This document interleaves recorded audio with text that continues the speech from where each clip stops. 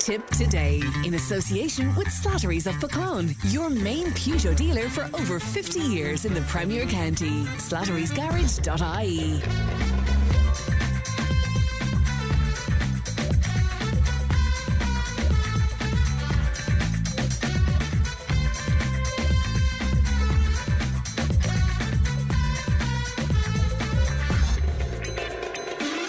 Good morning, welcome along to Tipp Today, 1800 938 007. That's our free phone number. Won't cost you to make a call, and Leanne is producing. Thanks to Donald for looking after you for the past few days, but it's great to be back. Coming up on the show this morning, Cllr John O'Heney will speak to me in just a few moments' time. He has concerns around the new inclusive Autism Class model. Why are religious schools divisive, but Irish schools are not? Columnist with the Irish Times Breda O'Brien will talk to me about that. To bid or not to bid, we will have an in-studio debate surrounding the proposed introduction of bids in Clonmel. Former Air Force pilot Berni Goldbach will join as a regular contributor over many years, of course, and he'll give us an insight as he views it into Donald Trump's geopolitical reign. John O'Heney has the story of Ireland. So all of that and much, much more on the way. You can text and WhatsApp 083 311 3311. You can email tiptoday@tippfm.com. We've got a couple of competitions for you today. Sarcoma Ireland and Pieta have given us a couple of tickets to give away every day this week for their fundraising concert featuring Michael English. It's taking place on Bank Holiday Monday, May 4th, in the Church of St. Mary of the Rosary in Nina. Now, both charities rely heavily on public support, so by going along, you would be supporting them greatly. So to be in with a chance to win those tickets today, all you have to do is text or WhatsApp Michael English, followed by your name and your details to 083 311 3311, and we'll have the draw for that a little later on in the programme. Let's have a look at the front pages of some of your newspapers today. Now, it being Wednesday, the local publications are on your shelves. The Tipperary Star, the main story there, rising prices may hit roads, and that's making reference to the price of tarmac because seemingly it's already increased. The Nina Guardian, their lead story, TD voices concern over government disconnect, and that's making reference to last week, that joint statement by Fianna Fáil's three youngest TDs, Cork East, James O'Connor, Albert Dolan of Galway East, and of course North Tipperary rep Ryan O'Mara. The Nationalist, the lead story on the Nationalist today, people are resorting to prayer, seemingly, when they're on a junction on the N24 because the road is so dangerous, said one local politician recently, referring to a particularly dangerous turn at the Barn Junction on the outskirts of Clonmel. I know it very well now, of course, the local rep in question there, Fine Gael councillor John Fitzgerald. Also on the Nationalist today, we're reading a piece by John Leeson, who's telling us that Ballingarry native Patrick Walton took the overall Mockra Mr. Personality title after a competitive weekend in Kilkenny, while South Tipperary's Aidan O'Loughlin also featured among the national lineup. Mr. Personality, it's great, isn't it? Let's have a look at some of the national papers then. The Irish Independent, and they're leading with Mary Regan's story that income tax cuts are firmly on the table for the budget after Public Expenditure Minister Jack Chambers signalled a softening of Fianna Fáil's stance on support for workers. The Irish Times, and the lead story on the Times today, fascinating one. Daniel Keenan is set to go on trial at the Special Criminal Court in Dublin on a single criminal charge, according to the Irish Times. The state plans to produce evidence, it says, proves the 48-year-old Dubliner has been the leader of the Kinahan cartel for years as its undisputed director of operations. Also on the Times today, the United States President Donald Trump announced in a social media post last night that he was indefinitely extending a ceasefire with Iran at the request of Pakistan, which has been mediating talks, as you know, until Tehran responded to the United States negotiating positions, or until discussions reached a deal end.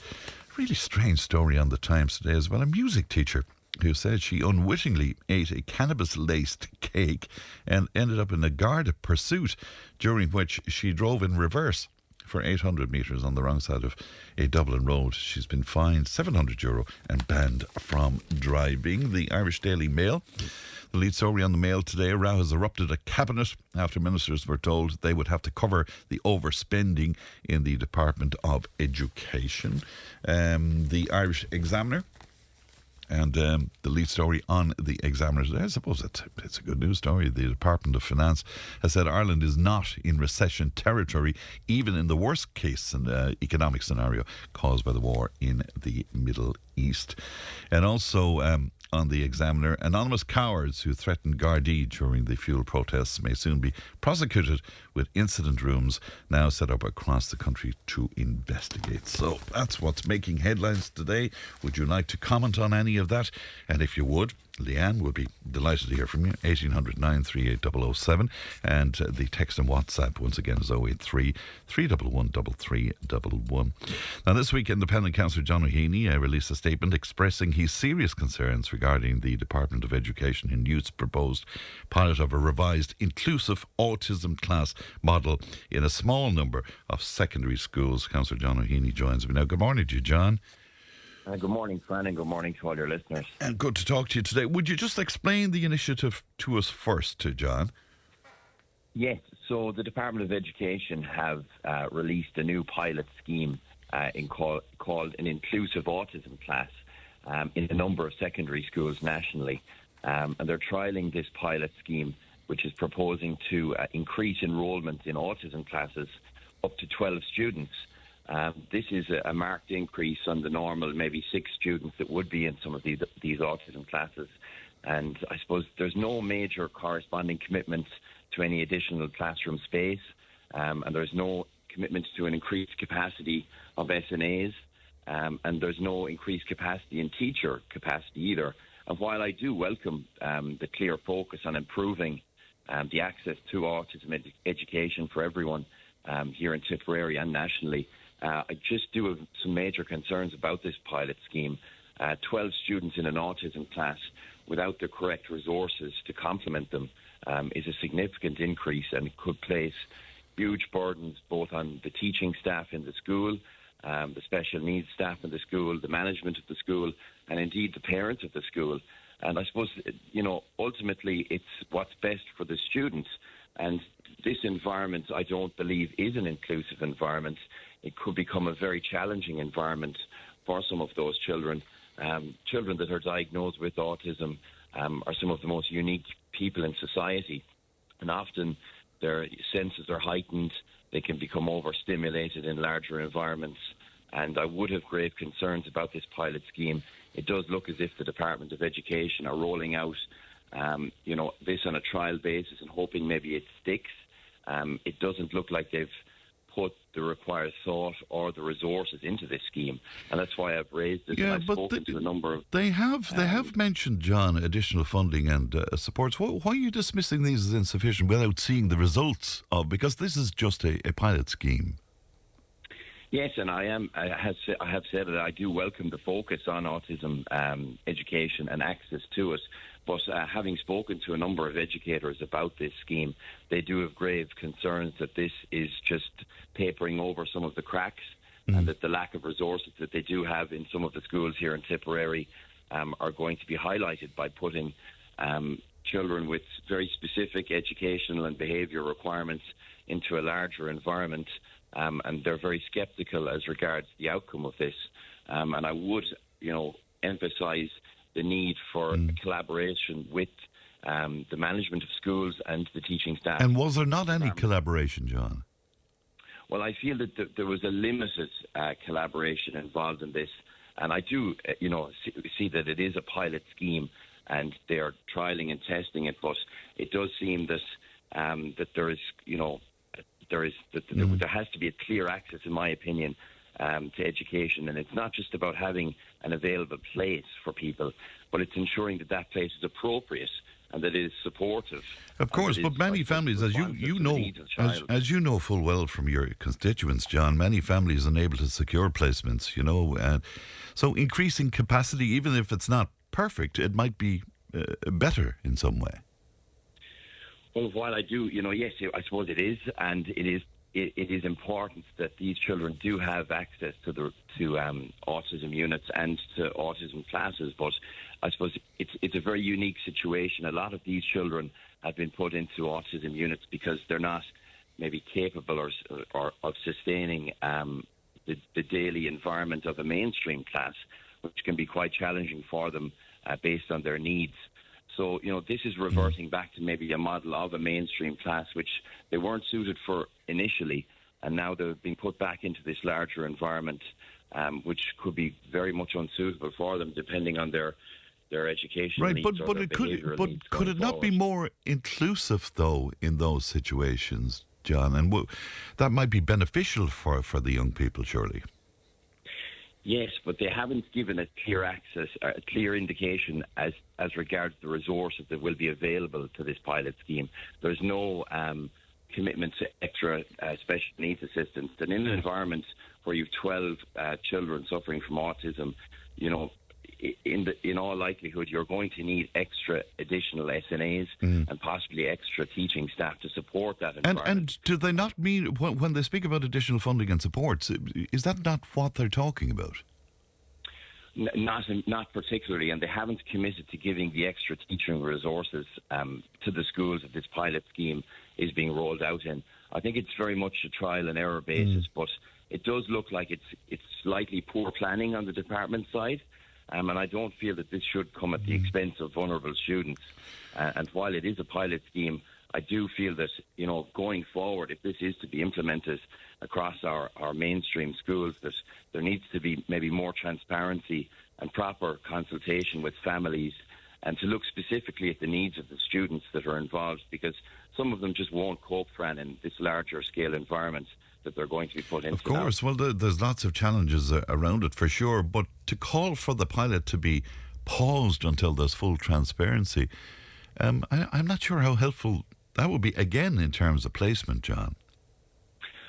Well, I just feel, having spoke to a lot of educators across the area, particularly people on the ground that will ultimately be dealing with some of these schemes going forward, they just feel that there hasn't been a major consultation process, and they feel it is being imposed upon them going forward, and that I suppose it is a massive change in their environment, their working environment, and it's something that is clearly causing distress to our educational sector, and it's something that has been kind of rolled out without major consultation or any clear commitment to the changes that will come regarding this. And specifically to Tipperary, John, what schools are involved?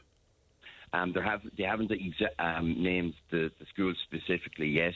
They're only trialling it in a number of secondary schools. And from September, is it? Yes, it's going to be rolled out across from September going forward. So it's very much a new initiative, but I just do feel that there's a lot of obstacles with this into ensuring that it can be delivered in a positive way. But what I don't understand, you said educators have been engaging with you on this, but I mean, if we don't know what schools are involved. Well, I suppose it's just, I've worked specifically myself in a special needs environment. Sure, a teacher in Clonmel for 2 years, so I worked in autism units and an autism class, and speaking to those professionals when they looked at the specifics of this scheme over the last couple of weeks, they did raise major concerns with me about its viability going forward and the resources that would be needed to implement it in a positive way. So I do think that there is quite a lot of concern on the ground. I would like to see this scheme being successful if the correct resources are implemented, but I do think maybe it is papering over the cracks slightly, and it could end up putting a huge amount of extra pressure on top of schools that are already maybe overburdened and maybe under-resourced in their special education areas. When are you expecting to hear more on this, John? Well, actually, I've written to the Department of Education looking for a little bit more clarity on the pilot scheme, and I did welcome the scheme, and I do think it is a positive in certain aspects that they are looking at ways of implementing better structures in schools. But I have written to them this week looking for more clarity and looking to see what schools locally here in Tipperary might be in line for this pilot scheme going forward. And having spoken to several principals, in the area over the last few weeks that they do and are looking for a little bit more clarity as regards this pilot scheme. All right, John, good to talk to you today. We'll be following the story, and thanks for coming on with us. That's Independent Councillor John O'Heney speaking to us there, 1800 938 007. Tipp FM's Tip Today. With Slattery's Garage, Puck On. Main Peugeot dealers in the Premier County. And now stocking the full range of the luxury French car brand DS Automobiles. Book your test drive today with Slattery's Garage, Puck On. See slatterysgarage.ie. Tipp FM's Tip Today. With Slattery's Garage, Puck On. It's time to change. Test drive the award-winning range of Peugeot hybrids and fully electric vehicles at Slattery's Garage today. See slatterysgarage.ie. Now, Swedish MEP has said by banning offshore oil exploration, politicians in Dublin have betrayed the Irish people and undermined the country's energy independence. Now, he was speaking in a wide-ranging interview with Gript Media.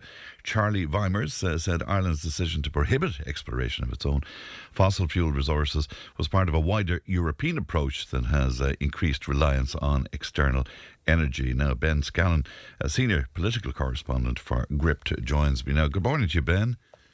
Good morning. Great to be here. And good to talk to you again. Thank you for coming on with us. He points to the Iran war, describing it as a reminder, Ben, of how reckless the EU energy policy has been. Yes, this Swedish MEP, I thought, had a particularly interesting perspective on the issue, given that the Scandinavian countries are well placed geographically to avail of their own natural resources. Norway, for example, has one of the biggest sovereign wealth funds in the world. I believe it's in the region of 2 trillion euros worth of oil money that they have benefited from. And so, obviously, some countries are very eager to utilize the natural advantages that they have on their own doorstep, and others are not for various political reasons and seeking, other agendas such as the climate targets that we've set for ourselves. So I thought that it would be interesting to get somebody like his perspective. It's very interesting indeed. But will you give us a bit of background to the MEP in question? Where does he come from politically on the spectrum? I would say he'd be from a right-leaning perspective, but I mean that I suppose sort of speaks to the fact that we've seen a significant lurch to the left in the last decade or so when it comes to radical left environmental policy overtaking European energy sectors. I mean, here, of course, in Ireland, we had the leader of the Green Party running the energy sector for the entire duration of the last government, and we've seen some of the outworkings of that, for good or for ill, is a matter of personal opinion. But of course, since 2020, we have banned offshore oil exploration here in Ireland, despite the fact that there are estimates that we have between 300 million and 346 million barrels of recoverable oil potentially sitting within our territorial waters that are not being exploited now, which is something that I think we might benefit from, given the state of the energy markets worldwide currently. But the government obviously has their own arguments there. Indeed. The comparison with Norway, though, is kind of selective, because they that model that they have, as I understand it, Ben, anyway, it kicked off decades ago. And even if we were to reverse our decisions around this now at this point here in this country, I mean, it would be years and years down the line before we benefit, surely. Indeed, it would. But I also think that we have a problem in this country politically where things that take a long time are not initiated at all. Yeah. What is that old saying that the best time to plant a tree is 20 years ago and the next best time is now. That I think if we're going to look at long-term energy security and trying to provide a good standard of living, not just for ourselves, but for our children and for our grandchildren, we should be really exploring all available possibilities, particularly given the fact that the Norwegians, one of the things that they very intelligently did was to keep inflation down and avoid what they call in economics the Dutch disease, which is where you get this huge cash injection into society, and then it causes your currency value to spike, and it leads to actually economic hardship for a lot of ordinary people. Well, what they did was they stick the vast majority of the money into this kind of long-term pensions fund to support people, and that means that it doesn't all enter the economy at once and cause secondary harms. So, if we had the financial discipline to do that and to not just stick it all into a giveaway budget and start throwing money around like confetti, this is the kind of thing that could be really transformative for future generations of Irish people. Right, but they have an awful lot more resources available to them than we would have. Is that not fair to say?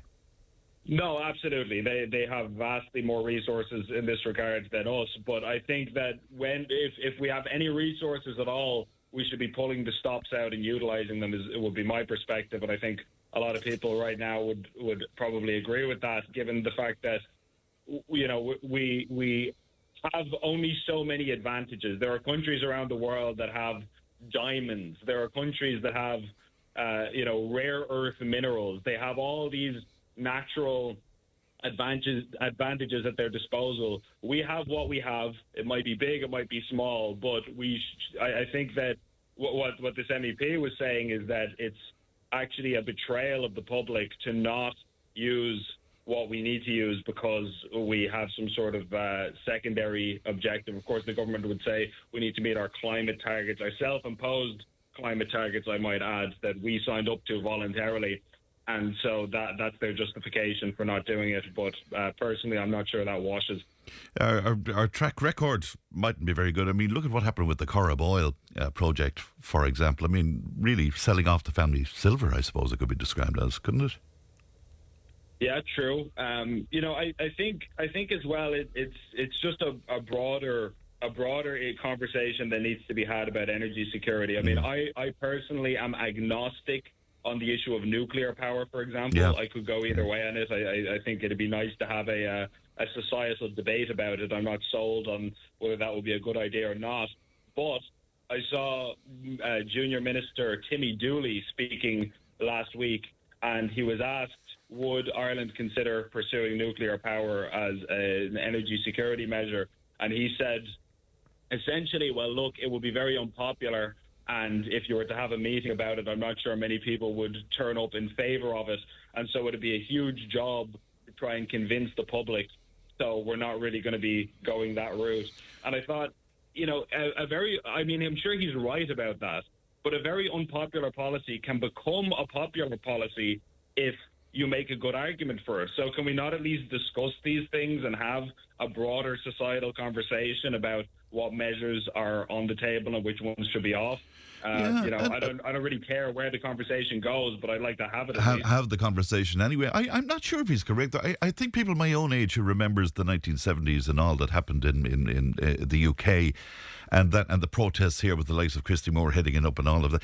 Those of us who remember that might be very anti the idea of nuclear energy. I'm not sure about younger people though, for some reason or other.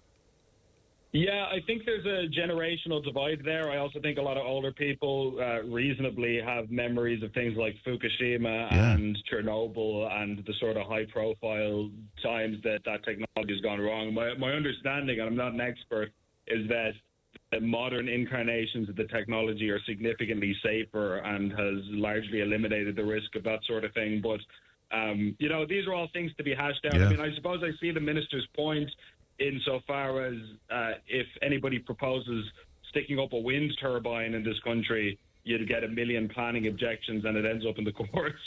So I guess if you say we're going to stick a nuclear power plant in Tipperary, I'm not sure that would go down terribly well given the current climate of our society. But I don't know. Sorry, go ahead. If you'll forgive the pun, it would fuel quite a lot of days for us here on Tipp Today. I'm certain anyway. That's for sure. There's no way. I mean, it's an interesting piece and it's thought provoking and all of that. But there's no way the government here is going to change its approach to this. Or do you think so, Ben? I don't think it's likely that they're going to change course, but I also think that that's kind of a shame that they wouldn't even consider it, given the fact that the last general election in 2024 saw only one really decisive message come out of it. You know, we largely kept the same government with one important difference, which was that the Green Party were decimated at the polls. They reduced their vote share from 12 seats in the Dáil to just one. Only the party leader survived. And so I would take that as a very clear message from the general public that we want to move away from radical environmentalist policies. We don't like carbon tax, for example. That's very clear from polling. The general public aren't keen on these sorts of measures that many people deem to be extreme.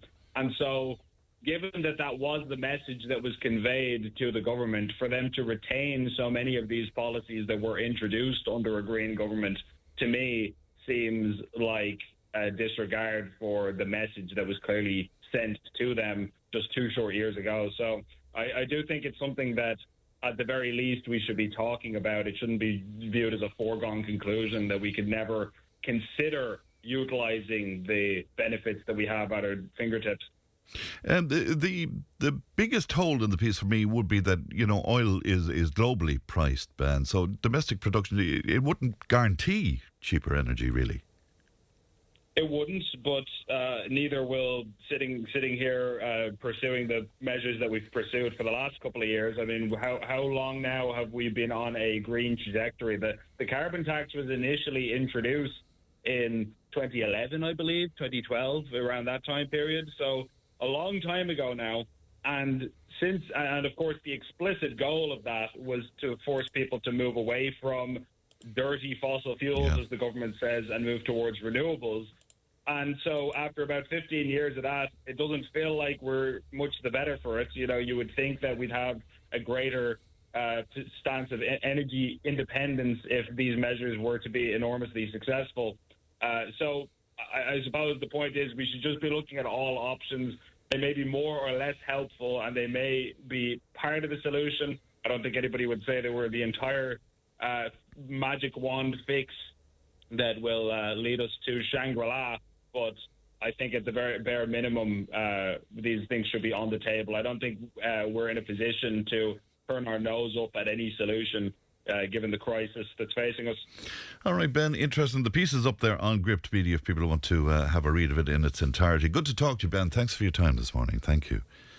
And that's Ben Scallon there from Gript speaking to us this morning. How do you feel about that? 1800 938 007. Now, Father Jim in Thurles was on to me about the Patrick Feeney concert, and you're invited along, Patrick Feeney and his band, with their gospel concert, and it's coming on this coming Saturday night, isn't it, the 25th, to the Church of St. Joseph and St. Bridget, Born Nave Church in Thurles at 8 p.m. and of course proceeds from that to the roof fund for the cathedral.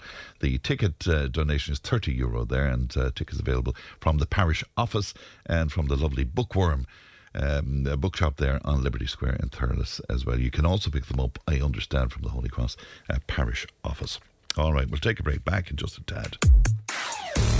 Tipp FM's Tip Today. With Slattery's Garage, puck on. It's time to change. Test drive the award-winning range of Peugeot hybrids and fully electric vehicles at Slattery's Garage today. See slatterysgarage.ie. If it matters to you, it matters to us. Call Tip today on 1800 938 007. Now, at the top of the programme, I was telling you about that piece on the front of the Irish Times today from Liz Dunphy. Anonymous cowards who threatened Gardaí during the fuel protests may soon be prosecuted, with incident rooms now set up across the country to investigate, she tells us. She goes on to say 4 incident rooms, one in every region, are being led by senior officers to investigate the appalling behaviour. Garda Commissioner Justin Kelly has said. Now, regular contributor to the show over many years, John O'Donovan, joins me now. Good morning to you, John. Morning, Fran. How are you? You believe, John, you would take it as far as saying that Gardaí shouldn't be allowed to intervene in these protests at all?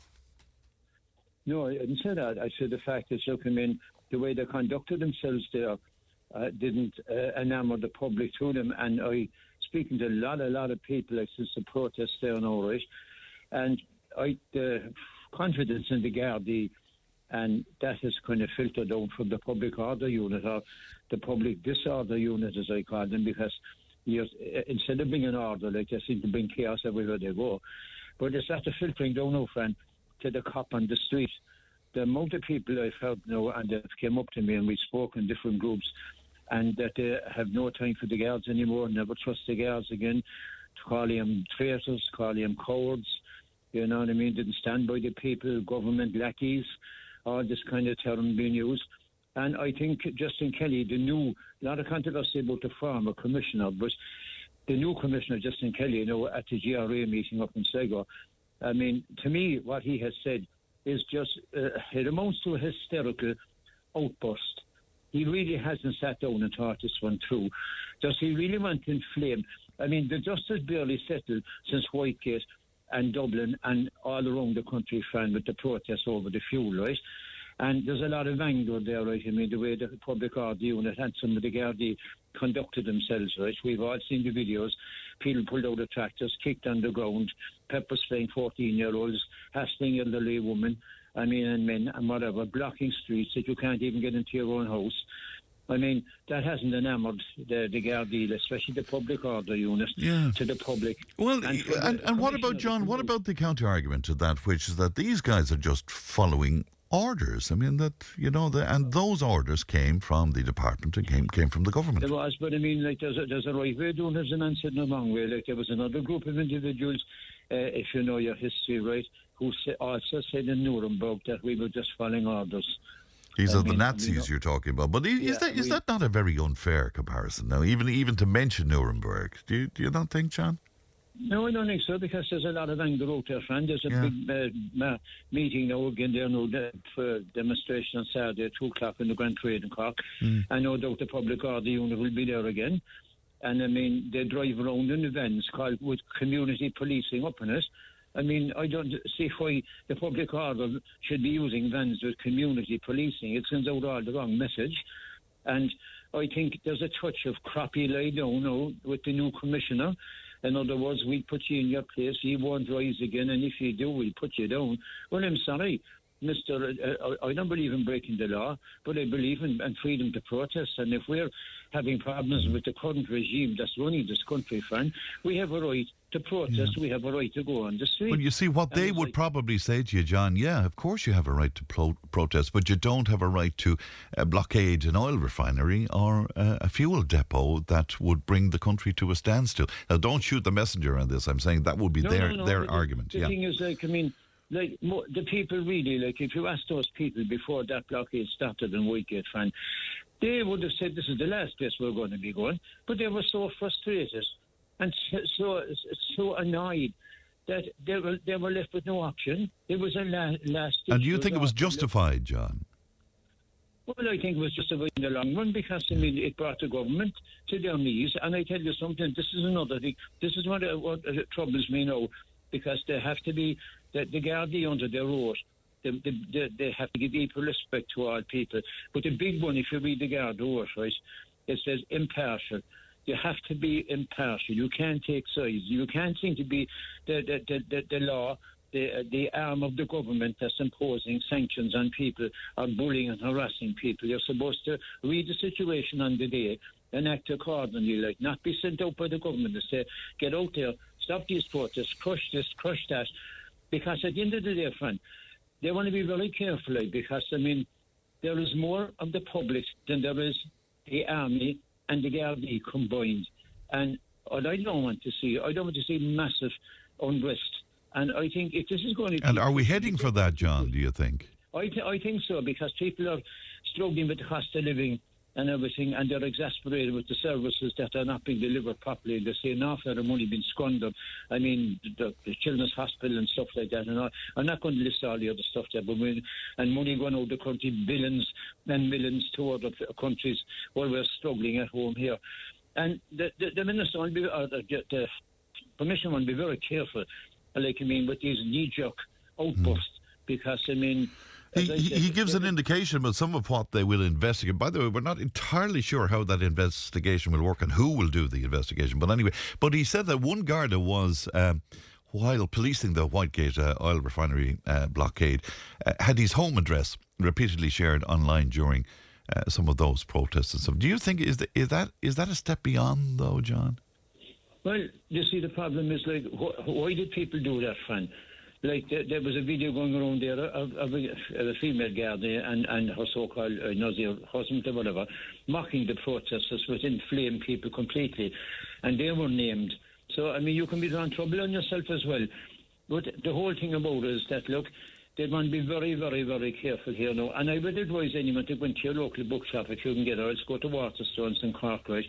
For €5, you get a small little blue book called Bunnock na Hearn. It's the Constitution of Ireland. Yeah. Take it home, read it, know your rights, and on the day, put the people... Everyone have a phone now, so... and another thing, if you know this one, we were told about the body cams are going to be rolled out. Yeah. How many body cams did you see down the Whitegate and other places? The simple reason they didn't use the body cams, because if someone went into court and if the guard acted wrongly, it would be on the body cam, and you could ask for that evidence to be shown in court. That's why of all the places that they could have tried the body cams, could have been Whitegate, yet there was no body cams. I saw no body cams. Did you tell me recently you got a warning from a guard, didn't you, for protesting yourself? That was outside. We went down. We've been there a few times for Micheál Martin's, his actual house where he lives, and. We went down there the last Sunday week instead of going to the march in town. There was a couple of us down there, peaceful protests stood across in the footpath, and the two female girls came across the road and demanded their own names, but we told them straight away that this is why people need to know their rights. I said, I'm not giving you my name, I'm not giving you other people's names. And the question was asked in why. I said, have we broken some law? We didn't say you did. Well, I said, why do you want our names, sir? You're not getting our names. I said, we have the freedom to protest. I held up the Bunnock na Hearn, which I had in my hand, the Constitution of Ireland. I said also, do you want me to quote your guard oath about equal respect and partiality? So they went away with their tail between their legs. This is why people need to know their rights. But I mean, whatever you might think of Micheál Martin, his family were probably at home. Like, is that fair, John? That kind of protest outside somebody's home? That has been put to us now a good few times there now, and my answer straight back to that. It needn't be Micheál Martin. It could be any politician, like Simon Harris home and others has been targeted, right? But you must ask yourself, Ron, why are people, it's never happened in the 70s, the 80s, the 90s, the 2000s, right, where protesters turned up outside politicians' homes, not their constituency offices, but their homes. You must ask, what has changed that this is now happening? People are disgruntled, they're disappointed, they feel betrayed, they feel being left down, they feel they're not being listened to, and that other people and other causes are being pushed ahead of the Irish people, and people are just about sick of it. And it's not over, as far as you're concerned, is it? In terms No, it's not. It's not over. And as I said, if Justin Kelly thinks they can, by setting up, it is amazing.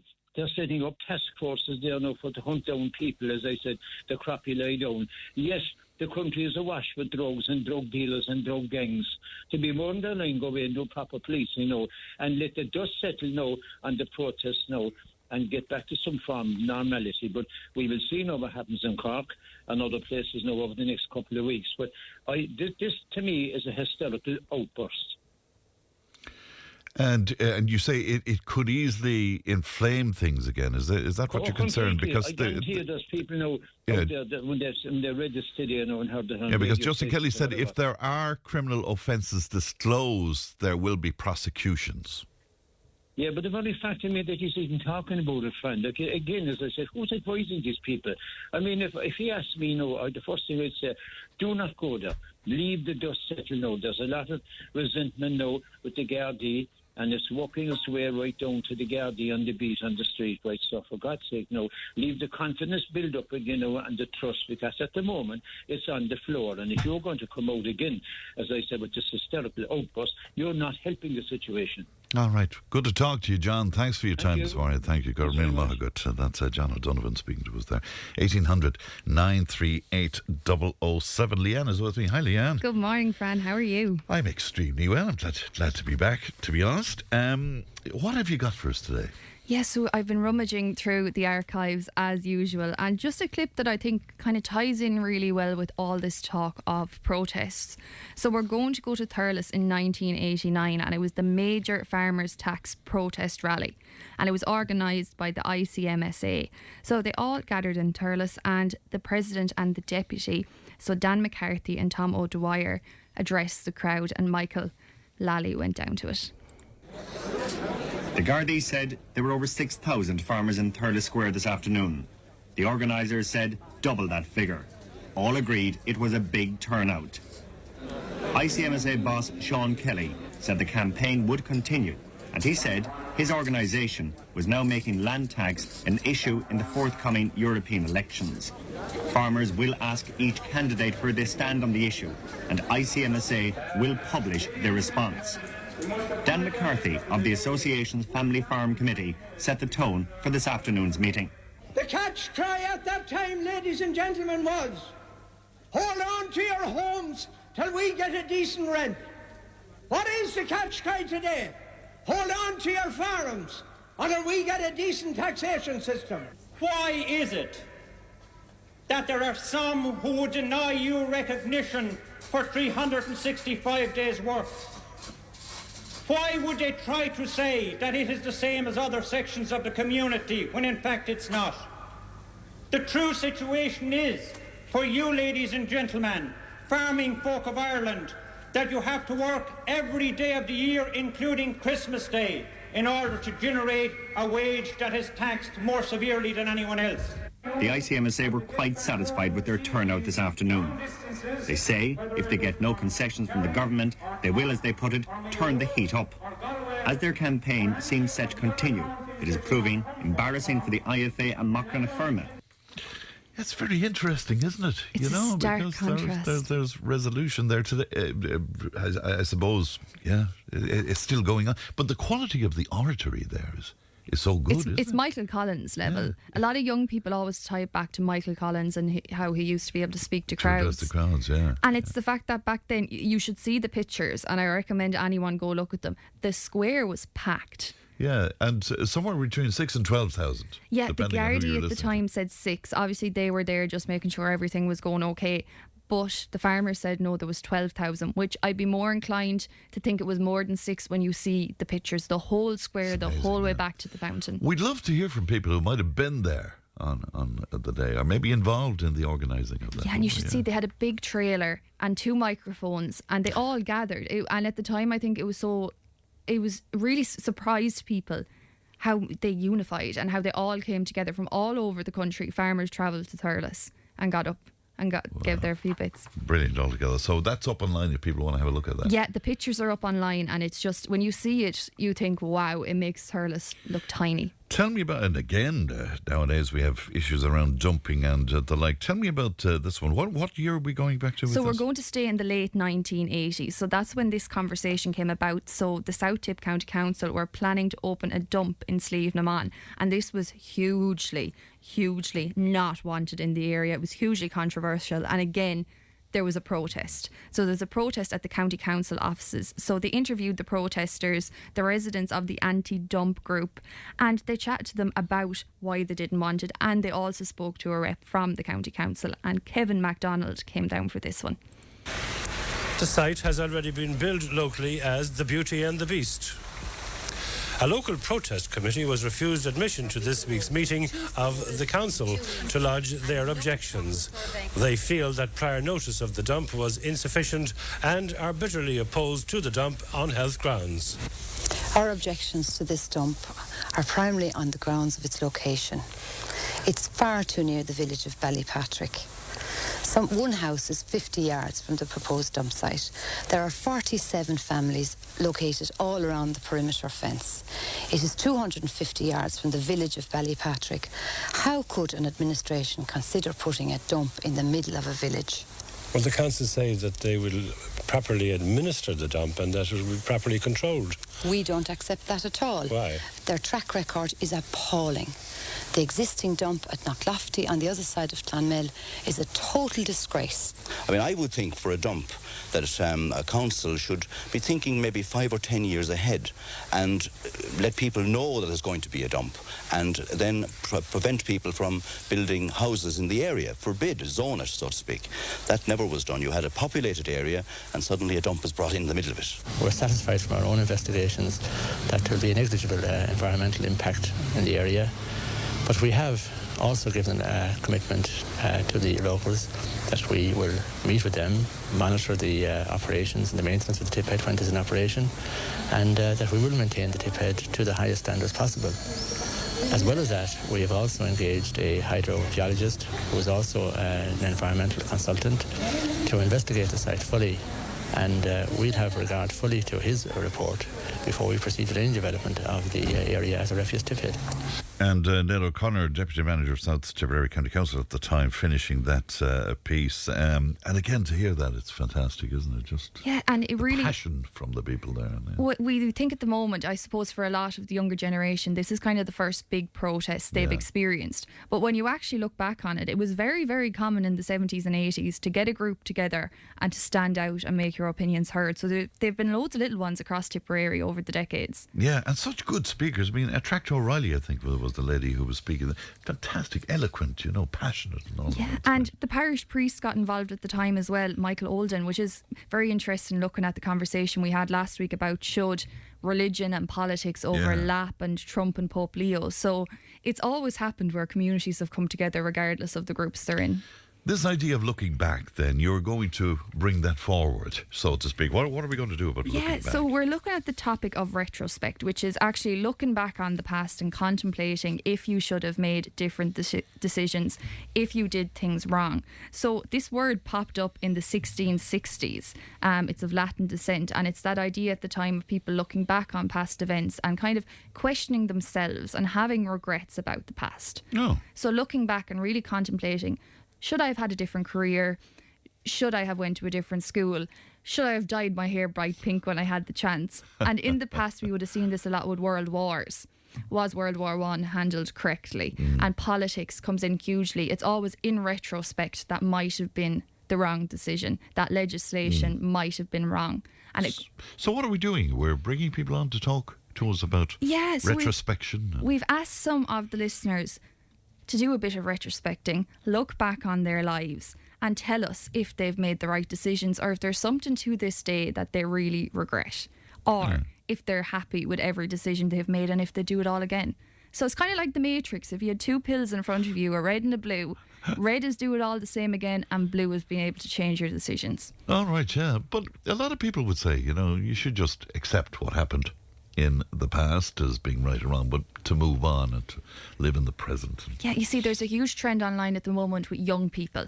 And you think they're young, they've loads of time to change their decisions, but they're looking at things like college. And I've heard so many people say, I wish I was a teacher. I wish I picked a straightforward career path with set days, set times. A lot of artists or even journalists, people who are kind of in more flexible careers, I wish I picked teaching. I wish I could go back and do that. I wish I moved to Australia. I wish I was a guard. Things like this, the more set careers. Interesting. All right, so we're going to talk about that over the next while. Yeah, so we want everyone to dig up their deepest, darkest regrets and tell us if it was worth it, because sometimes they say everything happens for a reason, the burnt toast theory. Yeah, well, for sure. And you spoke to us about that in the past as well. But if I was to get into all of that, it would take up several programmes. Red pill or blue pill, Fran? Just both, I would say. Thanks for that, Leanne. If you want to speak to Leanne, it's 1800 938 007. No, August and all Shocked. Tipp FM's Tip Today. With Slattery's Garage, Puck On. Main Peugeot dealers in the Premier County. And now stocking the full range of the luxury French car brand DS Automobiles. Book your test drive today with Slattery's Garage, Puck On. See slatterysgarage.ie. Tipp FM's Tipp Today. With Slattery's Garage, Puck On. Over half a century driving the people of Tipperary and surrounding areas with quality, reliable and economical vehicles, new and used. Call the sales team today to discuss your next car or van on 067 24 111. Thanks, Pat, and welcome back to the second hour of Tipp Today, 1800 938 007. Now, at last week's council meeting, 5 Clonmel councillors gave their backing to the proposed Business Improvement District, that's BID, pointing to what they described as strong support from the local business community. However, one councillor stood firmly opposed. That's Councillor Niall Dennehy, who outlined a series of concerns about the initiative. Now, in light of the divide, we've invited key voices into the studio here to talk about this today. Joining me, Mayor of Clonmel, Pat English, is with us, Councillor Niall Dennehy himself. The Director of Housing and Clonmel Borough District is Jonathan Cooney, who's with us, and business owner David Kerwin of Artisan Frames, who is a supporter of the BID proposal. Good morning to you all, and thanks indeed for coming into us today. I'm just conscious about some people might be a little bit confused about this. David, could I go to you first of all? Would you mind just outlining briefly BIDs, what it's about? Sure, yeah. BIDS, as you say, Vern, is a business improvement district, and it's a concept I think that has been adopted by a couple of people, or a couple of counties in Ireland. It's in Sligo, it's in Dundalk, and it's in Sandyford.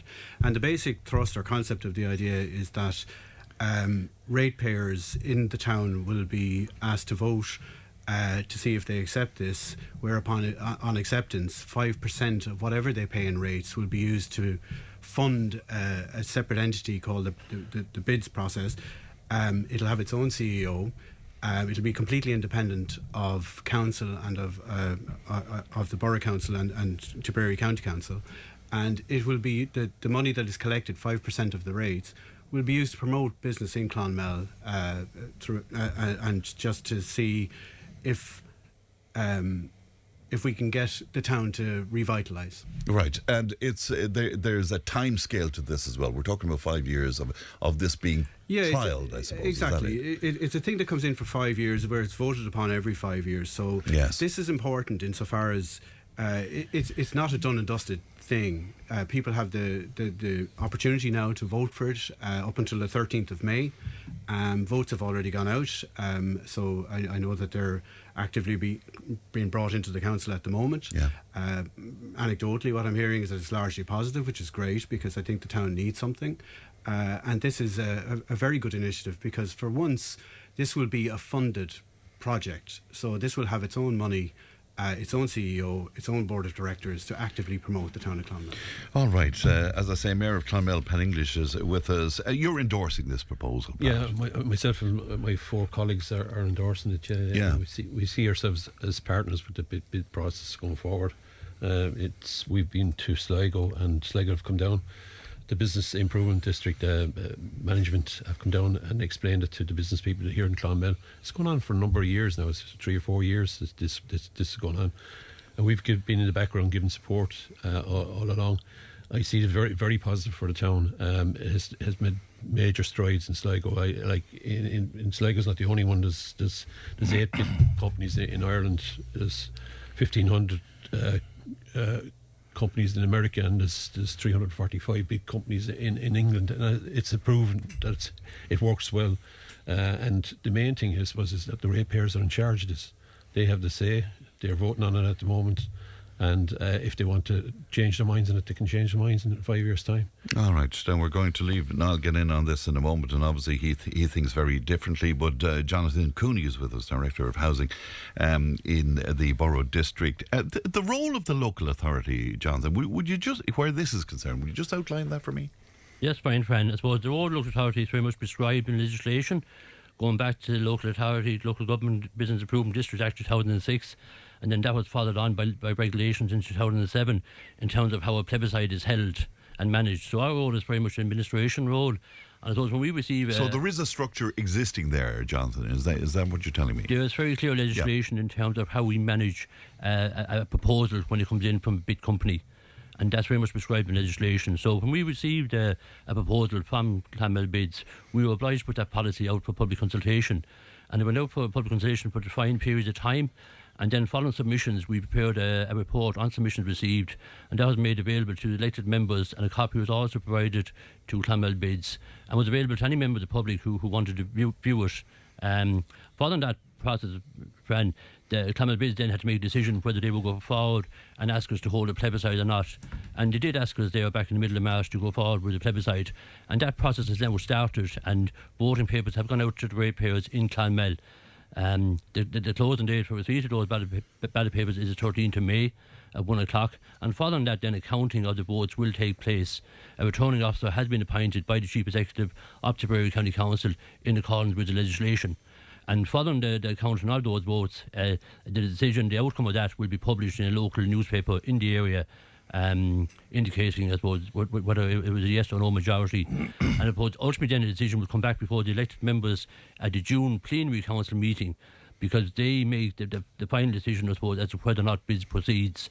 And that, again, by legislation, requires a third of the members of Tipperary County Council to decide the outcome of that. All right, you've outlined where you're coming from there. Niall, what could you possibly have against that? I mean, the business people seem to want this to happen and see it as a good thing, and they're pointing to other jurisdictions where it's worked. We're hearing from the county council there and their approach to this. What's wrong with this, with trying to get the place up and running from a business point of view? Well, good friend, and good morning to your listeners. And to my three fellow panellists, three proponents, I understand, with me the only dissident, fighting a Gulf War with my bow and arrow. My contribution will be in a professional capacity and not personal to anyone, and that's how I operate. Now, all councillors, including myself and Councillor English, are obliged, legally obliged, as the employer and as the Board of Directors of Tipperary County Council, to hold the executive employees to account. Due diligence has been abysmally abandoned on this process so far. Now, Fine Gael's Big Phil destroyed local government and abolished Clonmel Corporation and South Tipperary County Council back in 2014, both of which had constitutional protection since 2000. And this was highly illegal. Now, this is a Fine Gael-sponsored bid of betrayal to privatise the remnants of the corporation, and it is hardly surprising then. So Fine Gael councillors who triumphantly championed as a game changer a new Clonmel Arms Hotel are hardly to be empowered to run a business improvement district in Clonmel when the same hotel is still a big heap of rubble in the town centre. Now, I won't be too long with the rest I have to say, but I'm entitled to express my opinion given that there's three opponents. And what you're saying there, I mean, it's valid, but is it not a separate conversation to what this is about? No, it's not, because the executive employees have totally ignored legislative procedure and their own solicitors' legal advice on this bid process. Now, I note that the business, our manager over there hasn't alluded to that, and while Councillor English, as First Citizen, recently stated that the Clonmel District Lollipop Committee is a statutory body, now, which the Minister and our CEO have since categorically stated it is not. It is in fact nothing more than a subcommittee of the Plenary County Council. So let's take some. Do you want to take that, Pat, for example? That latter point. Sorry, Fran. They were allowed to finish theirs. Of course, yeah, but I mean, I'll go straight back to you. Okay. But if we don't do this bit by bit, it'll all get very confusing for listeners out there. They were allowed to contribute their full contributions. Okay, but I will go back to you in just one second. But would you just address that final point there, Pat? Yeah, I suppose there's a bit of confusion here, in that the bids are totally separate to the fact that the corporation was done away with over 12 years ago. 14 years ago now, which is a complete disaster for the bigger towns in the country, and we've been fighting since to try and get that back. But it's a separate issue. Bids is totally different. It's in the hands of the ratepayers of Clonmel. It's not in the hands of the councillors of Clonmel. It's in the hands of the ratepayers of Clonmel. Not in the hands of the people of Clonmel either. It's totally in the hands of the ratepayers of Clonmel to have their say in what they see their town centre should be coming back to. So you see that as separate. And just before I go back to Niall, the accusation there is due diligence absolutely abandoned by the local authority, Jonathan. Yeah, again, Fran, look, I'd have to refute that. I suppose, look, there was an error made in the advertisement that came in July 2025. It referred to Clonmel Bid Company Limited by guarantee.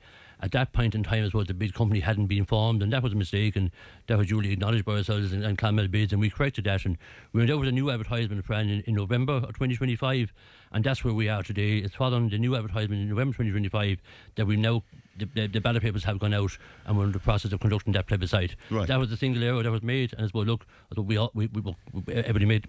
Do you accept that now? Look, when a substantial element of public representation, be the executive or elected, can document on the back of a tuppenny stamp their entire political and business acumen, what chance does the public have that they represent?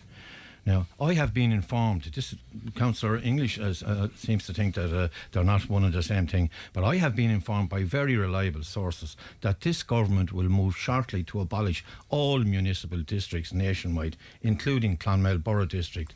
Hence the stampede, this bit of betrayal, as I call it, to privatise the remnants of the former corporation. We've no data on that now. We've no data. There is data on it, and it's out there. And if you look at this morning's papers, you'll see that there's a special purpose vehicle being introduced in Dublin to undermine Dublin Corporation and to privatise large sections of what they're up to. Anyway, to privatise the remnants of the former Clonmel Corporation. And it is evident that the opportunists are always there to capitalise on that. The executive knows better than anyone that sweeping change, cuts and rationalisation at municipal district level is imminent. And Jonathan will know that better than I do. And finally, if the proponents are sincere about their objectives, they would clearly, first of all, identify Clonmel Chamber of Commerce, CLG, as the factual proponents who are already paid to do the job with the County Council. All right, let me take that aspect of it. Not finished yet, I just have three more. Yeah, absolutely. But can I just take it bit by bit, because I'm afraid of confusing people out there. But what about that, Jonathan? I mean, there's already people on the authority that could be seen to be doing this sort of a job. Is there going to be an overlap there? Yeah, and French answer to that is, but legislation again is very clear on this. The work of bids cannot replace the work of the local authority or the services it provides. This is an additionality to that. And BIS has been very clear. BIS is looking at the trading environment and improving the trading environment in Clonmel in terms of additional activities, festivals, Christmas events, and other incentives. I suppose one example I give you, Fred, I suppose, is when we as Clonmel Borough Council in the day worked with the traders in Clonmel, going back to Anton Plural in 2012.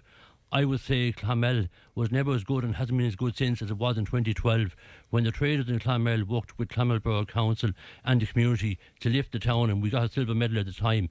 And I suppose this is where we are now again. I was invited to meet the bid proponents there some weeks ago, and I walked into the room, and I would have to say 19 professionals have one thing in mind, and that's about improving Clonmel and the offering in Clonmel. So there's no overlap then, Niall, as far as Jonathan is concerned? Well, sure, I know. I wouldn't expect him to say otherwise, would I? Look, what I said was I have 4 points just to make here about the proponents and if they're sincere about their objectives. And the first one was there before I was cut out, was that...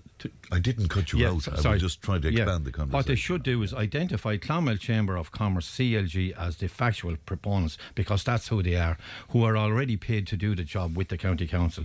They would ask the County Council for the 5% levy from existing County Council rates and not be asking ratepayers to fund it further than that. That's not unreasonable. They would also appeal directly to ratepayers to make an additional contribution voluntarily and not be engaging in illegitimate ballot papers. The ballot paper is there and you have to sign it. It's not secret at all. Sure, that's there to make sure that people are intimidated against voting against it, right? And so have you a GDPR concern there? Well, I have, and I'm getting to that at the end here. And they would also not be engaging in a statutory instrument that fell in 2014. A statutory instrument that brought this into place, by the way, in the spirit of the existence at the time of borough and town councils, which were abolished in 2014. That's gone, and the statutory instrument fell with it. And they would not be engaging in a qualified minority county council votes. What I mean by that is they're telling us that if this... I'm not saying if. I'm satisfied that this will be pushed over the line by hook or by crook, and when it's presented at plenary council meeting, they're suggesting that a qualified minority in a democracy will be able to push this over the line. In other words, 14 councillors out of the 40 plenary councillors will be able to pass this. And Councillor English was with me when we voted against the increase of 5% on our ratepayers last November. Right. Do you want to deal with that, Pat? Yeah, so but that just make qualified for this isn't democratic.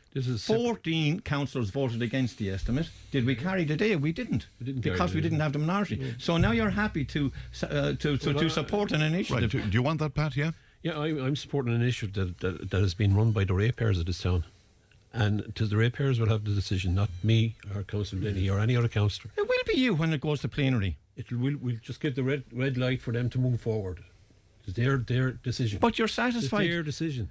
So you're telling me, Councillor English, as a Democrat, that ballot paper is legitimate, and that you're happy to endorse a situation where a minority of 14 councillors just leave the mayor just answer that. Yes, Johnson can clarify the ballot paper. That's under legislation. It can be under what it's like. It's undemocratic. It's unconstitutional. Well, someone should take a constitutional challenge. Right, but it exists. Yes, Jonathan. As long as they're doing it right, it is right in the way it's done. Yes, Jonathan. I'll just answer 2 points, I suppose, Brian. One is just in terms of the signature on the ballot paper. And again, the ballot paper is exactly as prescribed by legislation.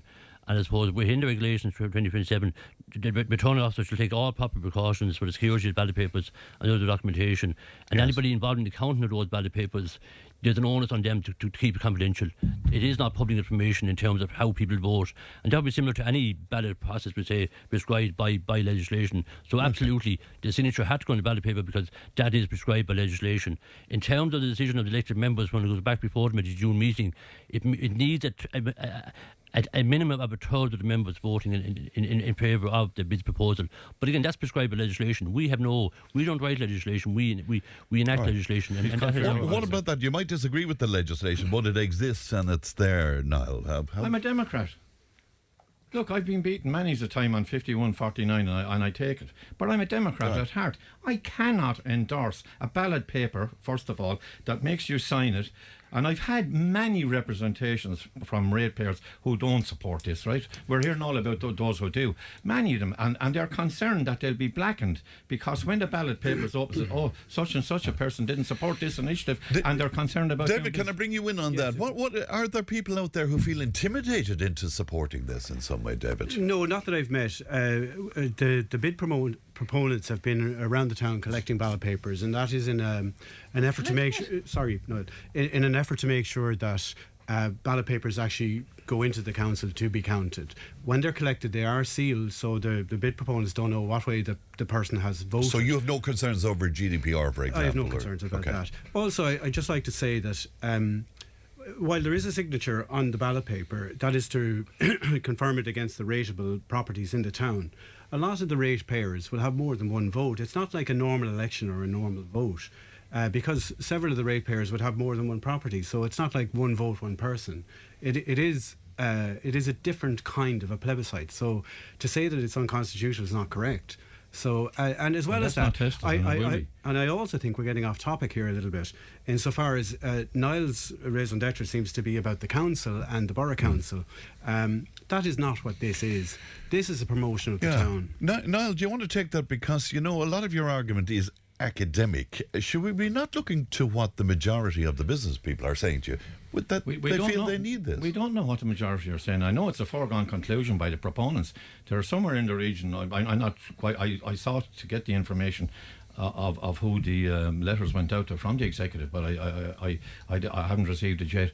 I think they're somewhere between 650 and 800. Is there 900? 900, yeah, in the district. Right, and we're being told. So what are you looking for there? Sorry, the point I'm making, you're asking me, that you're saying that a majority of business people. Yeah. We don't know that, but the boys know the outcome of the. Obviously. Well, I'm taking a businessman like David there. I'm a ratepayer in Clonmel. Right, but you have the ear of the businesses. Would you say generally the majority of businesses? This is anecdotal. Yes, a lot of the word on the street I'm hearing is positive. I mean, the way the town has gone over the last couple of years, if we do nothing changes. Yeah. So it'll stay the same. And what about that, Niall? I mean, when you look to jurisdictions like Sligo or whatever, and there are others, it seems to work. Look, there's a myth being put out there that Sligo was a success story.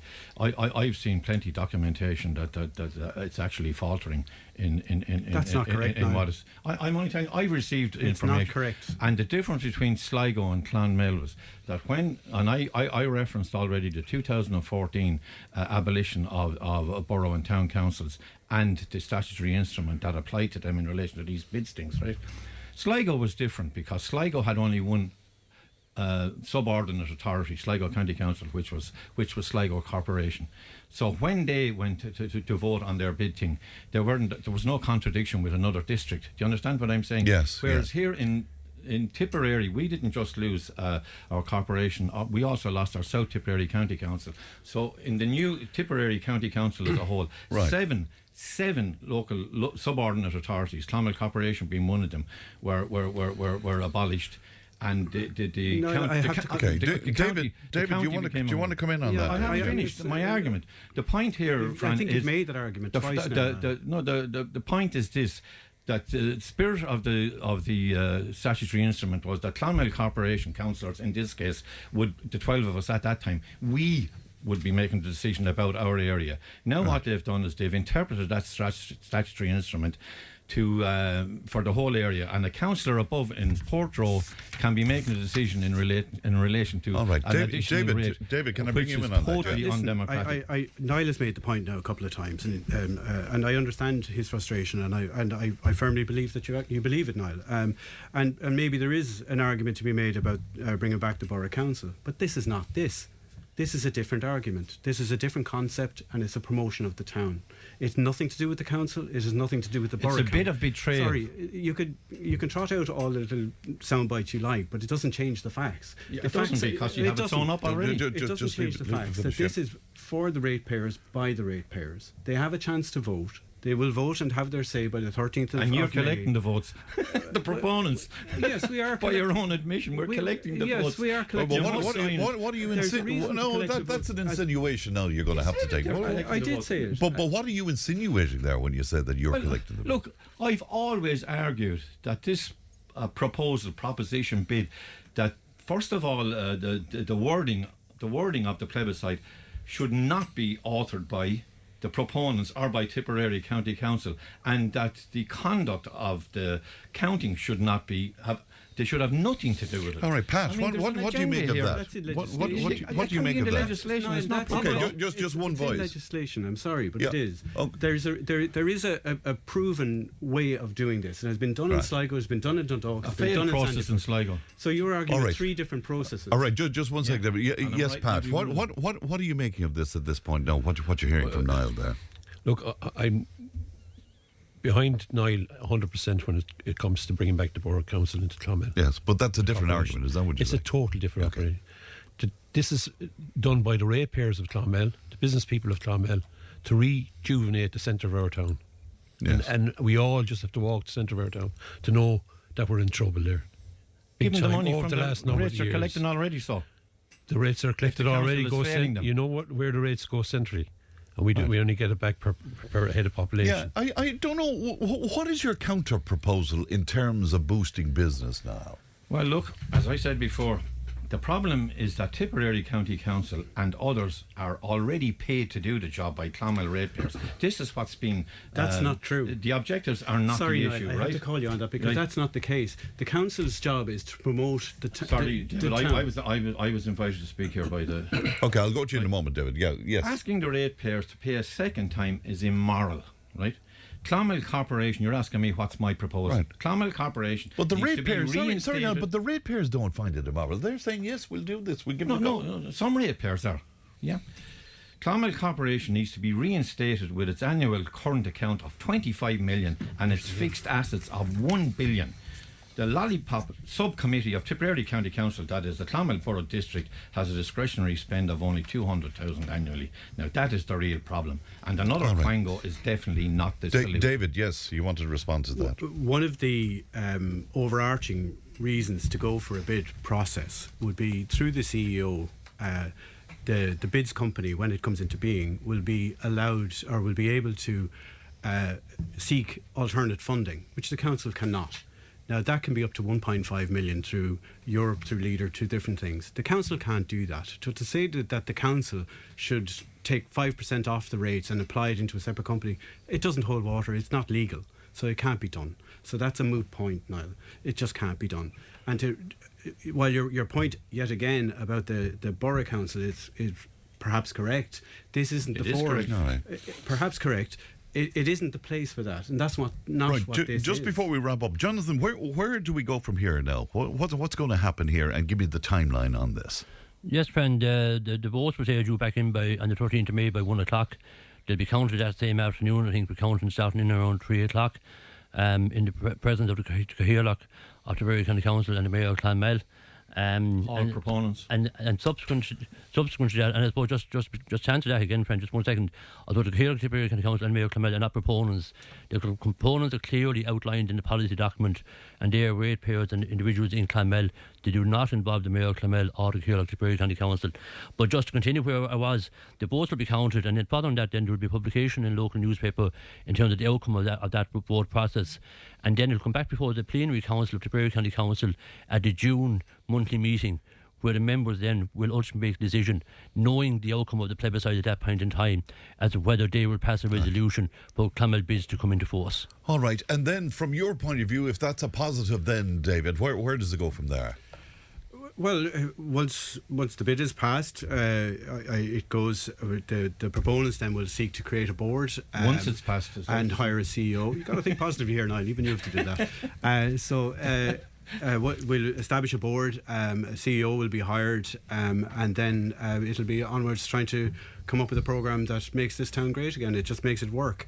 Could I just say that this isn't so much a levy as it's an investment. That's the way I see it. It's an investment in the town. It's 5% of rates, which works out at about 50 euros per €1,000 of rates paid. It's a well worth investment in the town. Right.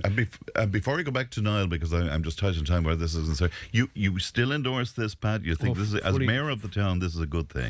Fully endorse. Okay. Last 2 weeks ago, we went to a meeting above in the Talbot Hotel with my 5 fellow councillors, and we sat around. 5. We have 6. We have 6. Yeah, you said you went with 5. Yeah, right. Oh God, he's very good at the maths.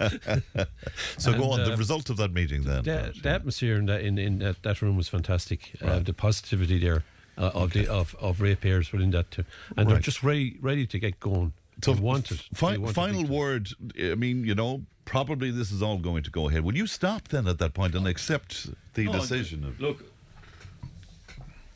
I stated at the adjourned annual budget meeting of Tipperary County Council in 2026, it was held in Nina, that the aggregate increase for ratepayers in Clonmel will be now 10.25% to fund an already totally discredited privatisation bid by the executive.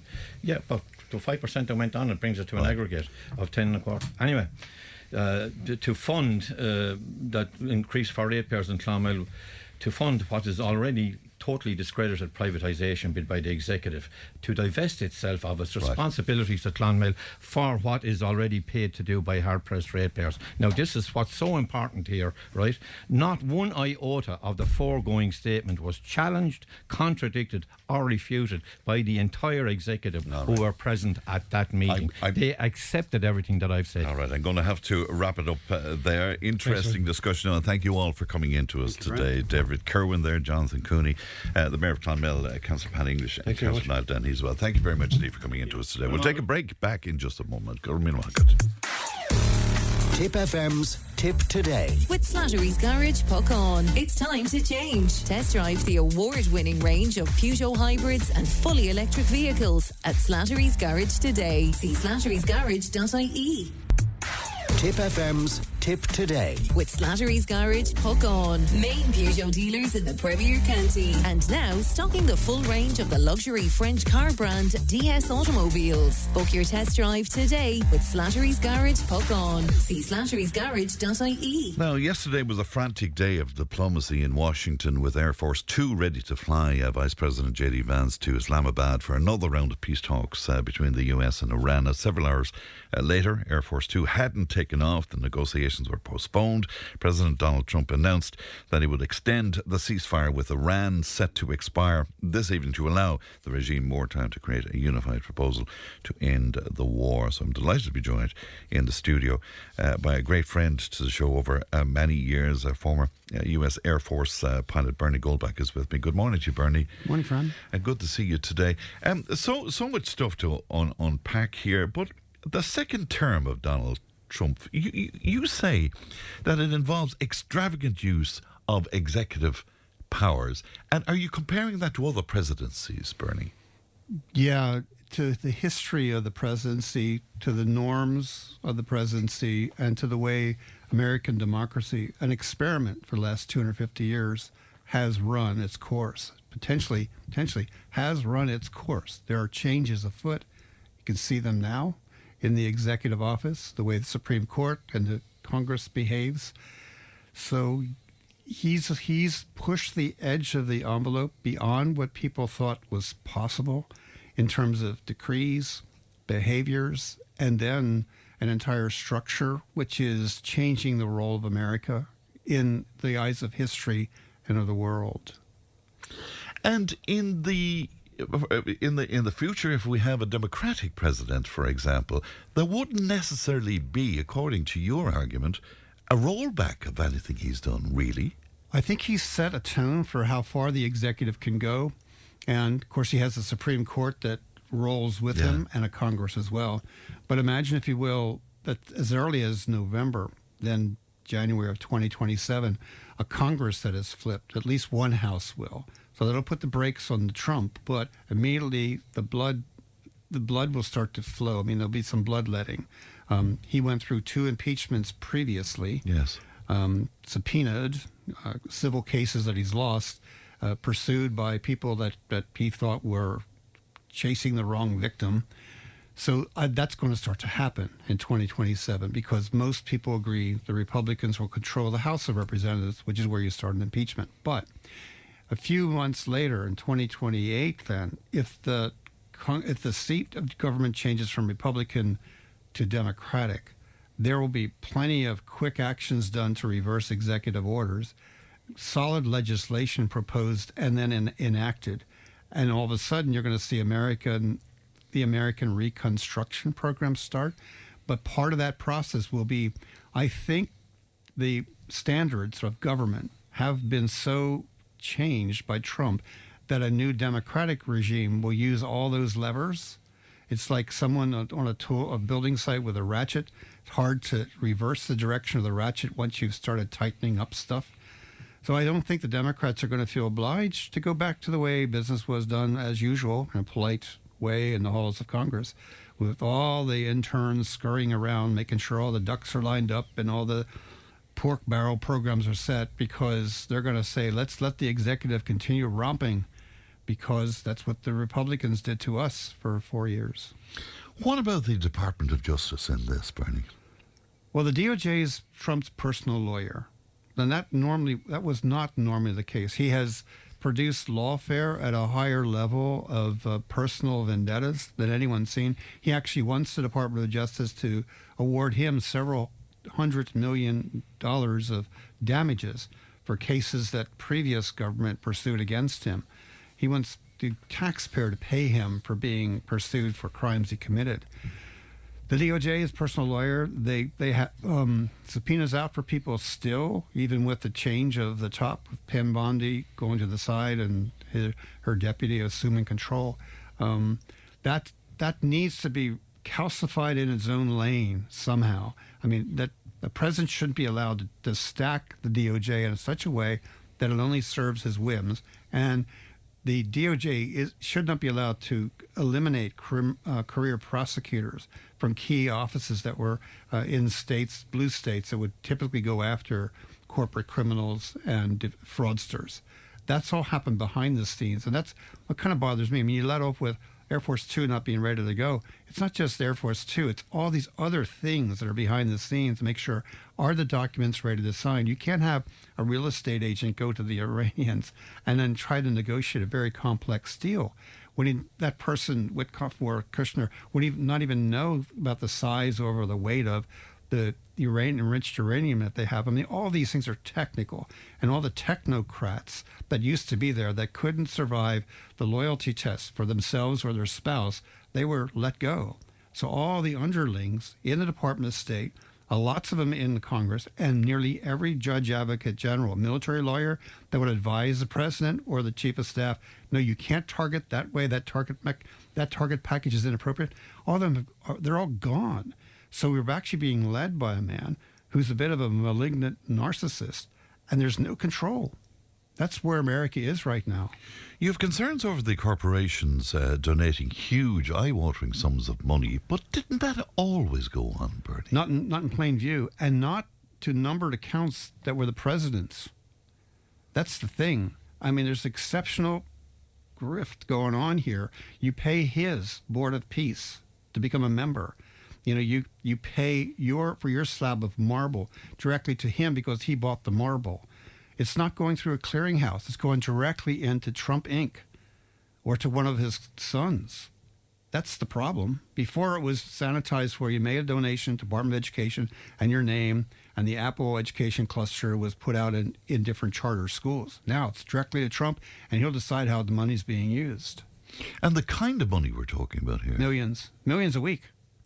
Millions a week, Fran. I mean, he's enriched himself to more than $4 billion in 1 year.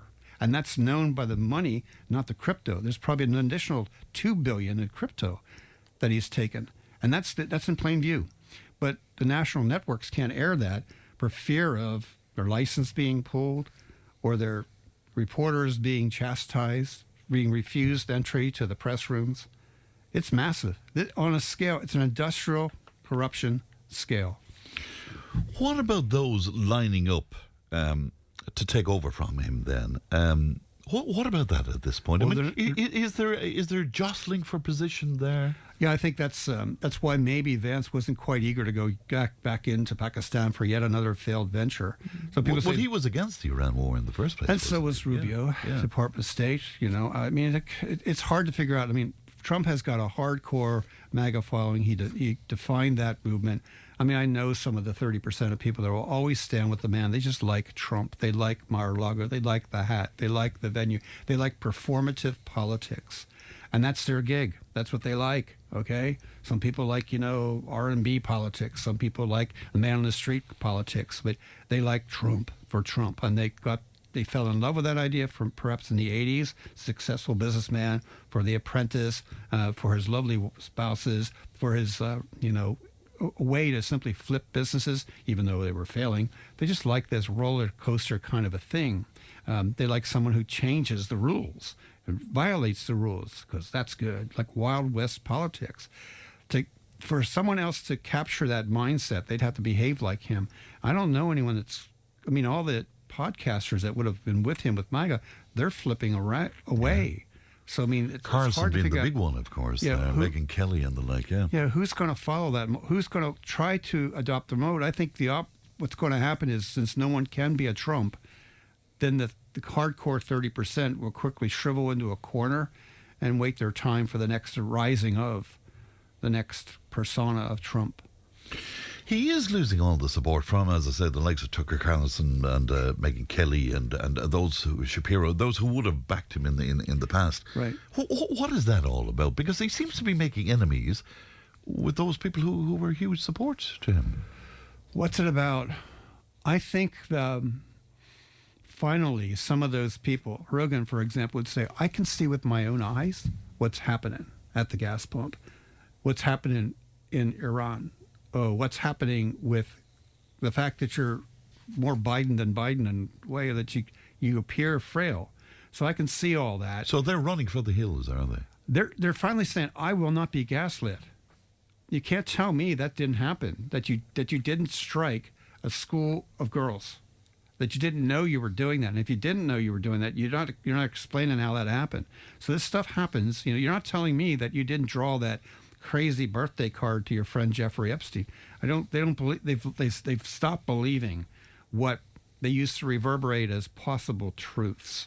So definitely, they're not friends of the truth social screeds that are out there. And you mentioned Epstein. Do they know stuff that we don't know?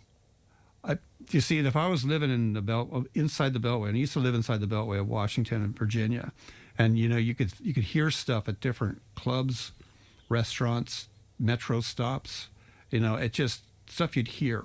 And that they're loose lips, they're worse loose lips now. So there's a lot of kids, normally in their early 20s, coked up, and they start saying stuff about what's this and what really happened there. And it would be easy if we were still living there. I could jump the metro and probably sat next to a Doge head and he would have showed me the ChatGPT prompts he's using for defining LGBTQ plus. I mean, anyway, that conversation's happening. And I think there is some of these high-end podcasters are figuring out, wait, my research is showing that the earth is starting to sift and potentially a rift has happened, and I don't want to fall into that crack.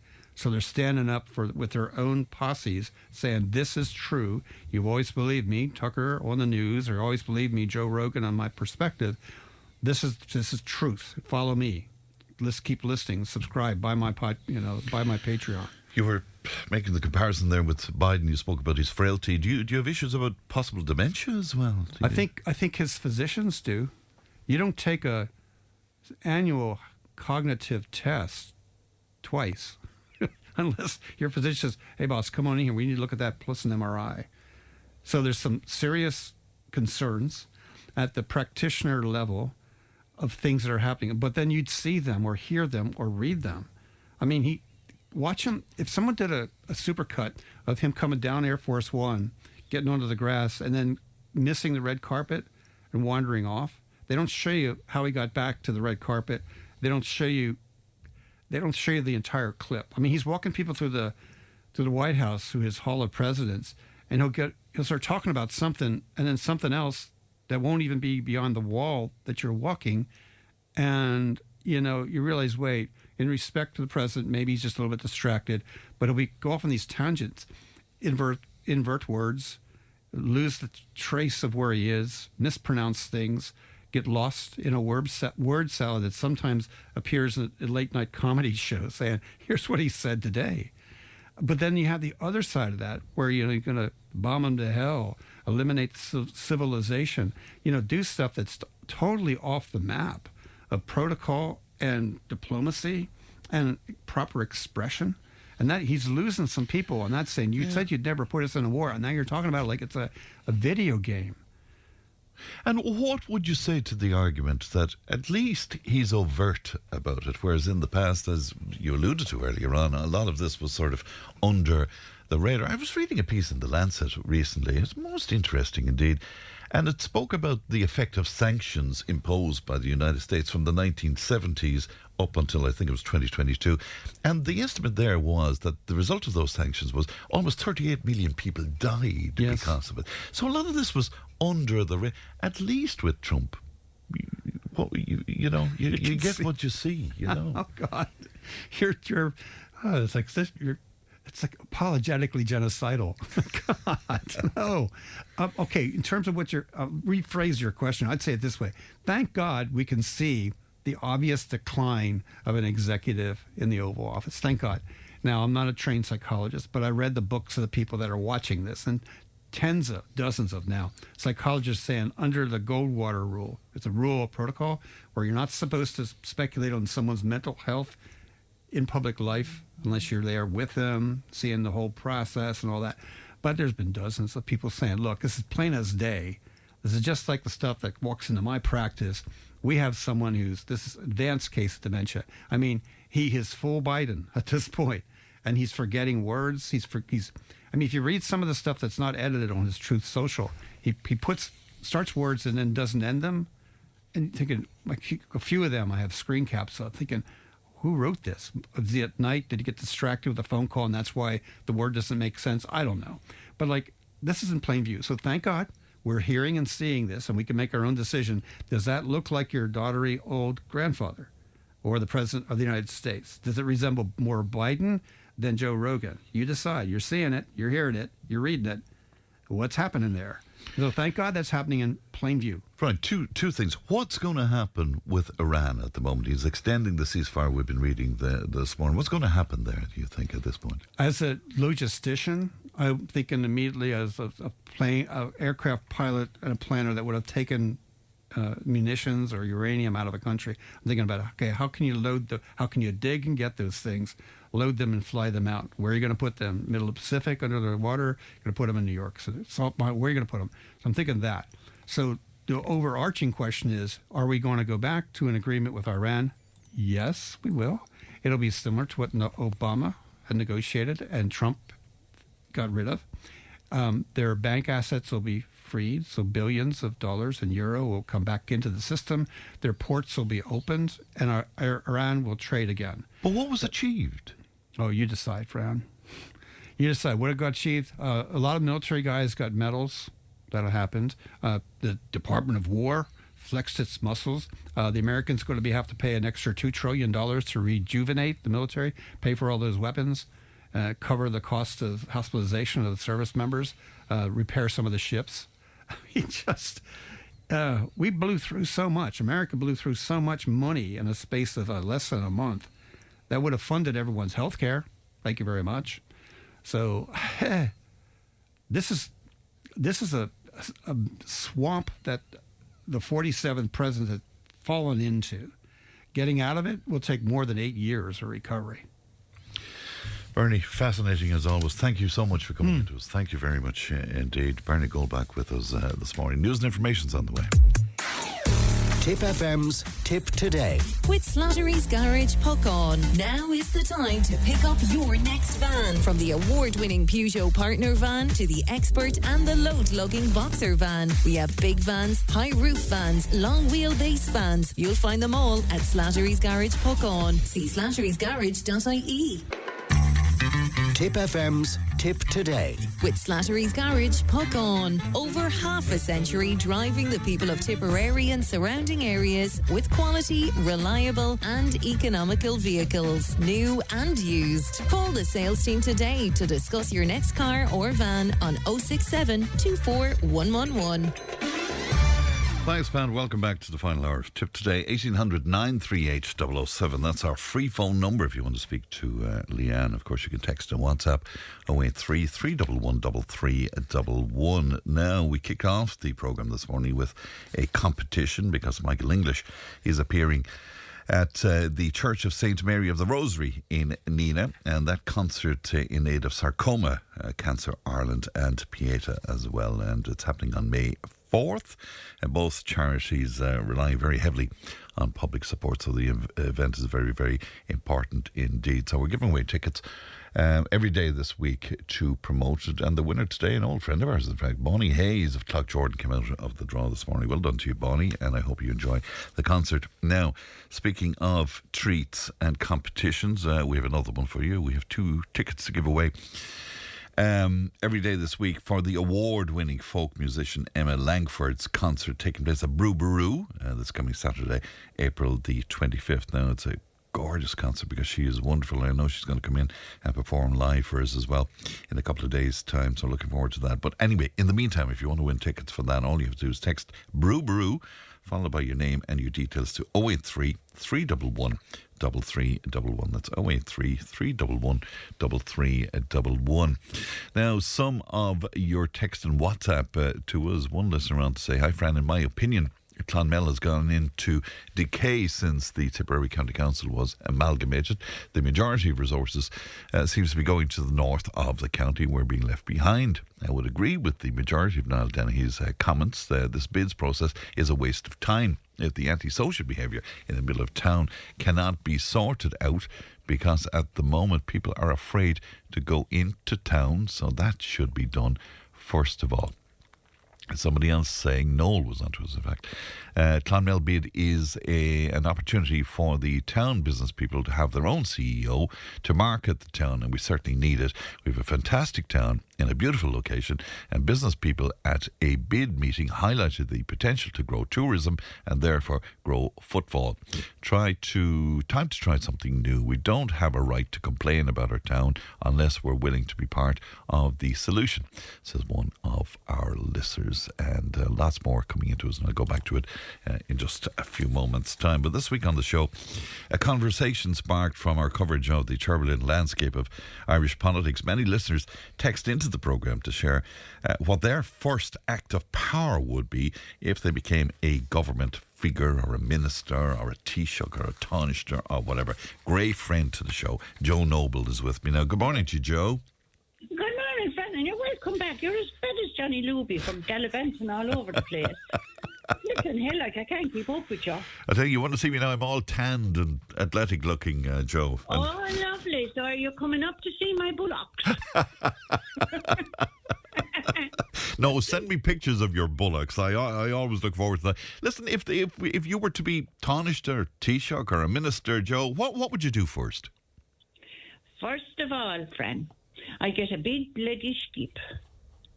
And I'd throw the whole shallootin' lot of them that's up there into it. Would you? And I would. And I'd start afresh. And I would put normal people that wouldn't flam you with lies all the time. I would put, at least once a month, I would have ordinary people come up and voice their opinion, because in fairness, they haven't a bloody clue what's going on with my equals. Do you think that what? You don't understand what's happening in the corridors of power, Joe? Is that it? They don't understand what's going on outside that bloody place up there. Yeah.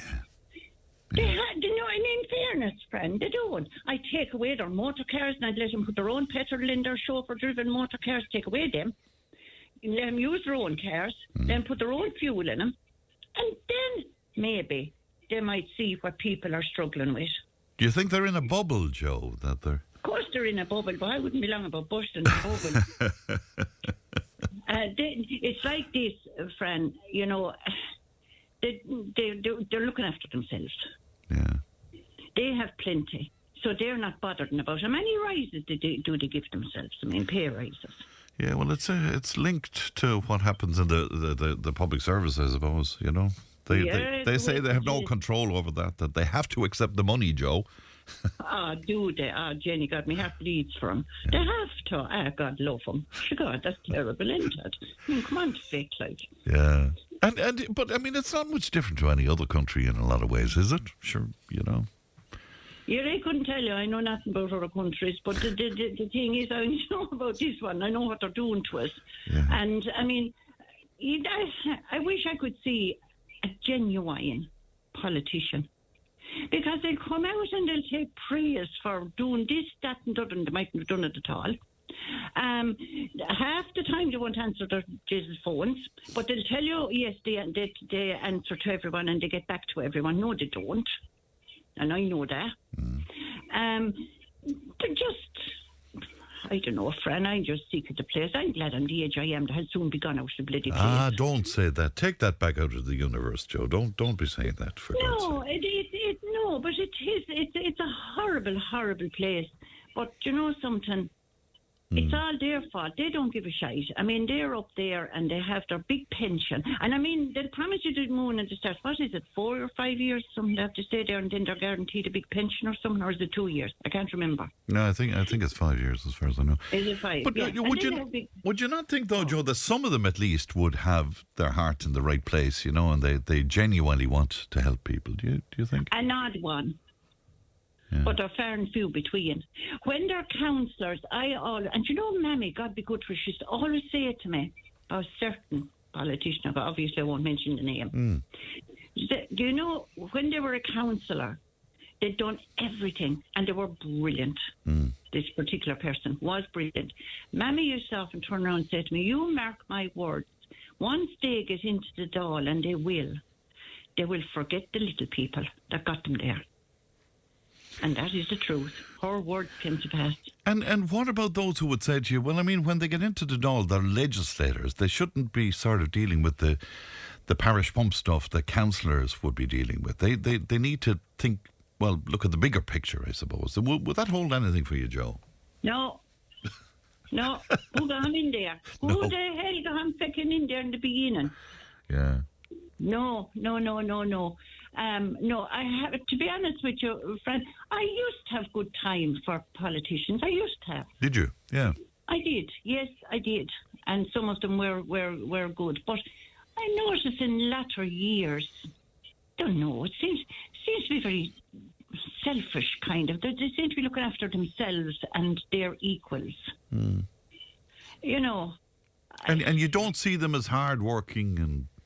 No, it's hard working, me eye. Hard working, getting driven around in a bloody chauffeur car. Not have to worry about do you have to worry about the petrol you put in your or diesel or whatever the hell you put in yours? Yeah, exactly. Do they have to worry about it? No, they don't. Do they have to worry about their ESB bill coming in the door? No. Because they have plenty of bloody money in the bank. Do you know, I would love to freeze all their bank accounts. And just maybe for 3 months, 6 months even. No, I'd give them 6 months. I'll let them fucking suffer like the rest of the people after. 6 months. And let them live on equivalent to the minimum wage, we'll say. Yeah. Just to see how difficult it is that it? Yes. Because until then, friend, they haven't a bloody clue. They can go into supermarkets and see this, that, and the other. Oh, we'll have that, we'll have that, we'll have that. Where some of us have to win and think, oh, no, I'll get that this week now because, that... Yeah, the only thing I'd have to say to you, Joe, is, and I know a lot of them over the years, and I'd have a good time for them in fairness. But I have to say, I wouldn't, for any money, I wouldn't do their job. Because I see some of the reaction to them on social media. I mean, oh my God, the hatred and the vitriol. And now, hang on a minute. Now, friend, some of the reaction is from angry people, upset people, worried people, concerned people about what they have to go through. So I can understand where anger the frustration, is it? The frustration, yes, yeah. Absolutely. I can understand it, and they should understand it too. Right, but you wouldn't condone people being abusive, would you, Joe?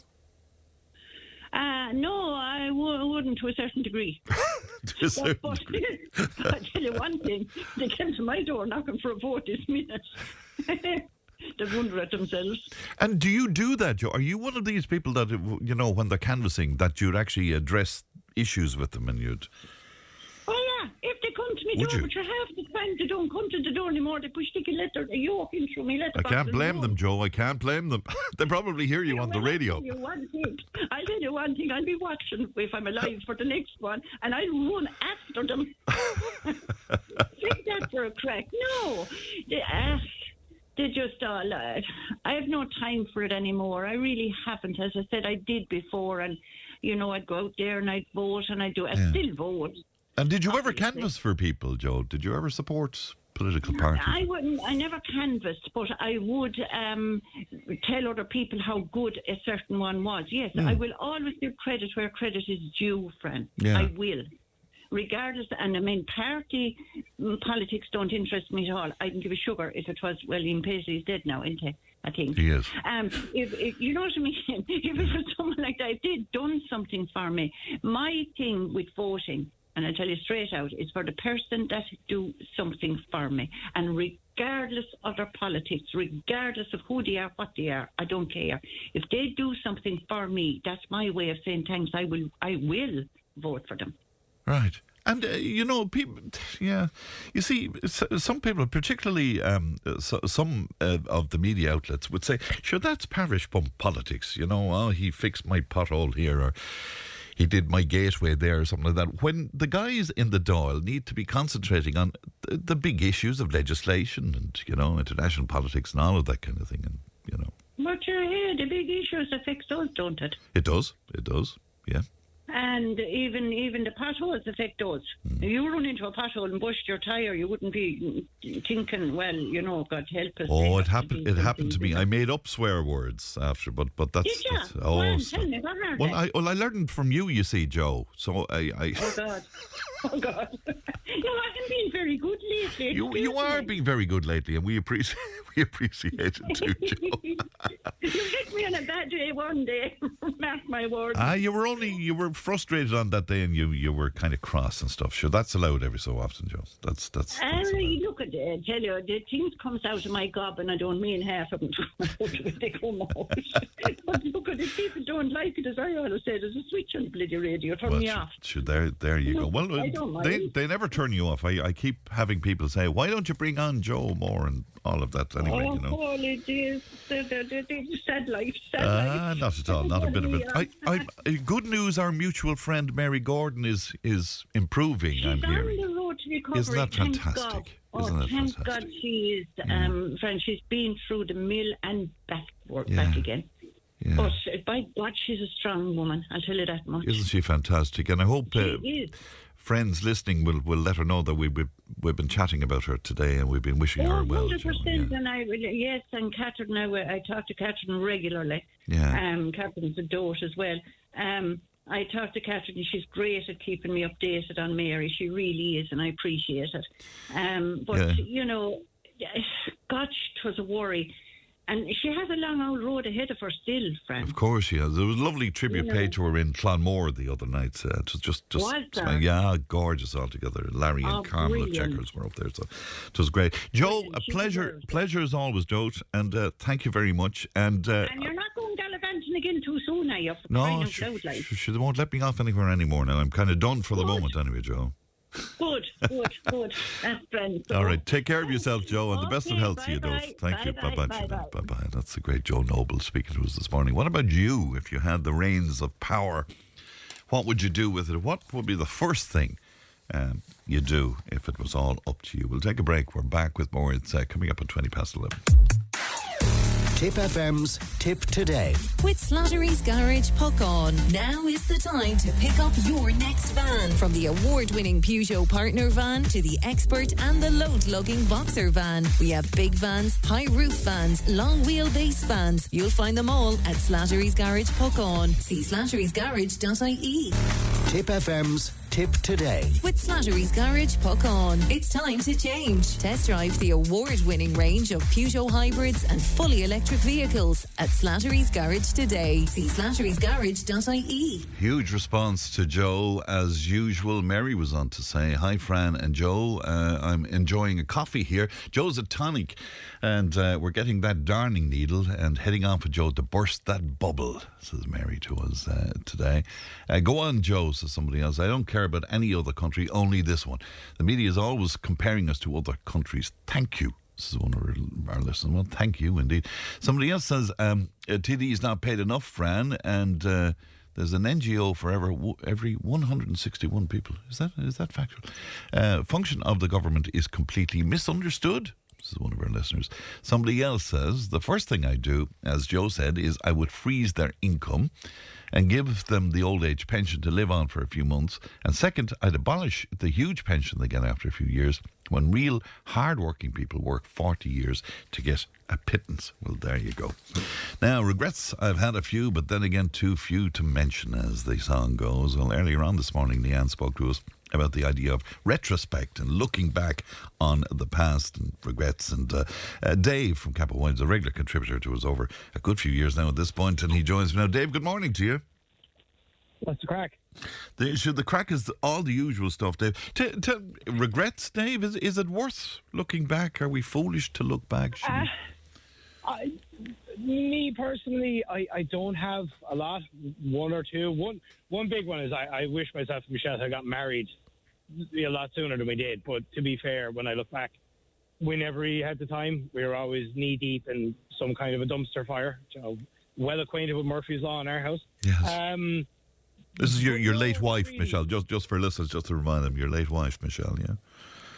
Yeah, you know, we'd always planned on it, but just it was always something, and we didn't expect things to happen the way they did. You know, it happened so fast, so there's no point in really sitting around going, I wish I had done X, Y, and Z instead. Like, we did what we did to the best of our ability, and we're going to hold our heads up high and say we gave it our best, you know? So, you know, we managed to do it in the end, and a piece of paper doesn't make any difference to the relationship we had, really, you know, so... Yeah, but still, you look back, you wish you had done it earlier, but circumstances, you see, Dave, you know? Well, see, that's it. Like, I'm looking back at it with the beauty of hindsight. Yeah, you know, we didn't know what was around the corner, you know? And I mean, maybe in regards to, I wish I had picked up a trade, or maybe got a job in the civil service, you know? That'd be about it, to be honest. No, like, look, we can look back at these things, like, oh, I wish I'd done this, and I wish I'd done this, but, like, the person you are now, the reason you are that person is because of the things you've done, the good and the bad. Like, if life was all sunshines and puppies and rainbows all the time, we'd never really truly appreciate the things that are important or the things that are good, you know? That's a very good point. So we are who we are, even if we consider the mistakes we might have made or the things we got wrong. Yeah, I mean, look, we're the sum total of all of the things we've done throughout our experiences in life, be them good things, be them bad things. I mean, if you never made a mistake, how would you know not to make it in the future? Do you believe in the notion of faith, that everything is kind of that everything is laid out for us in some way, and that we don't have much of a choice one way or the other? Not really, and I think that's probably what's made like our particular situation a little harder to deal with, because if you were to think like, okay, there's some omniscient being out there that has my life plan laid out for me, it makes things easier to deal with. But in reality, like the wider universe itself is just randomness and chaos.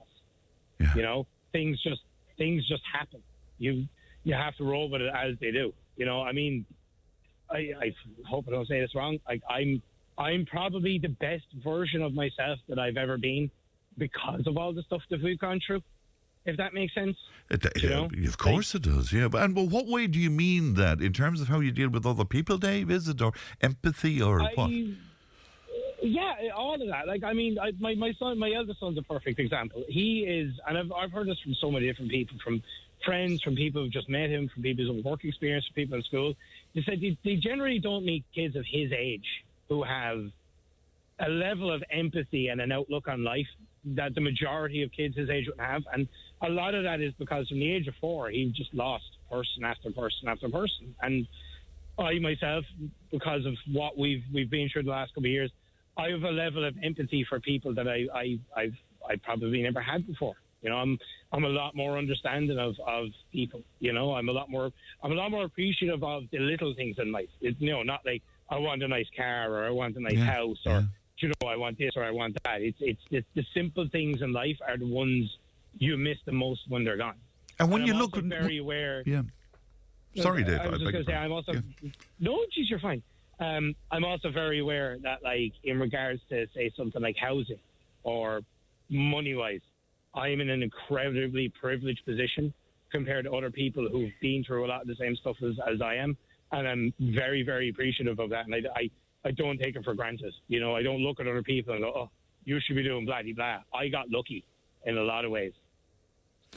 And were you quite different? I mean, were you impatient with people? Were you lacking empathy, do you think, at some point, Dave? No, I wasn't. I've always tried to be as good a person. Like, my parents always brought me up to believe that, like, if you could do a good turn for a person, do a good turn for them. You know, be there for people, help people, look after the people in your life, and don't ever expect that in return. It's something it was a way I was brought up. But just like in regards to, say, like, parenting, I'm a lot more patient with my youngest son than I was with my eldest son when he was the same age. Now, I was a lot younger myself. I was in my mid-20s at the time. But in regards to that kind of thing, I'm a lot more patient with him because I don't have, you know, the beauty of having, like, good cop, bad cop, or, you know, turn around to the missus and saying, oh, you take him there, you know. So it's made me kind of grow up and learn an awful lot in that regard, you know. And even just for other people, you know, for other people who I might have passed off, or I might have been a bit judgmental, I'm a lot more empathetic, you know. I'm kind of like, I've been through the ringer myself, and life can upend you in so many different ways. You know, don't be so quick to judge. And what do you say to people, Dave, who might spend every day regretting the past, so much so that the quality of their life is impeded in some way? What would you say to people like that? I'd say stop being so hard on yourself. Yeah, we're only human. We all make mistakes. You can make it, and like, I mean, like, bar something like murder or something like that. You know, we're very hard on it. We can be very, very hard on ourselves. My own son told me I hold myself to too high a standard, but that's just me. I've no one else to hold me accountable, so I have to hold myself accountable. But you can spend so much time thinking about something you did, or, you know, the way your life isn't going right. We don't, and particularly where we live in nowadays, it's so hustle and bustle. It's, you know, like, you have to have 2 parents working, you have to do this, you have to do that, we have to do these things. So there's all these, like, perceived notions we have that we think society expects of us because we might see it in media, or we might see other people doing stuff, and we might think, well, I'm 38 and, you know, I should be at this level of my career, or I should do this, or I should do this. I'll be 39 this year. I still don't know what to do with the rest of my life, you know? And then as you get older, then you kind of think, oh, I'm an adult, I should be acting this way or that way. I'm an adult, and I still love watching cartoons and being silly and playing games. And I think that's that's something that we lose as we get older. Isn't it great? Yeah, we can take one of the great evils, I think, and I would describe it as an evil of promoted on social media, is this notion of comparison, that we're comparing ourselves to people who are better looking, better bodies, better jobs, better cars and all of that. And that really is promoted through social media. Oh, 100%. And I mean, I see it with my eldest son. Like, that young fella is, like, he is in shape. That young fella is ripped. Is he? And he's like, I'm, you know, and look, he to be fair to him, he's spurred me on to pull the finger out and start exercising and stuff myself again. Right. But he said to me, he's like, oh, I wish I was bigger and I wish I was this. And I was like, take a look in the mirror. Well, to be fair, he actually can't walk past the reflecting surface without looking at himself. But the joys of youth, huh? But I've said to him, I'm like, look at you. I'm like, you're 16 years old. You have, like, been through more crap than a lot of people go through in their entire lives.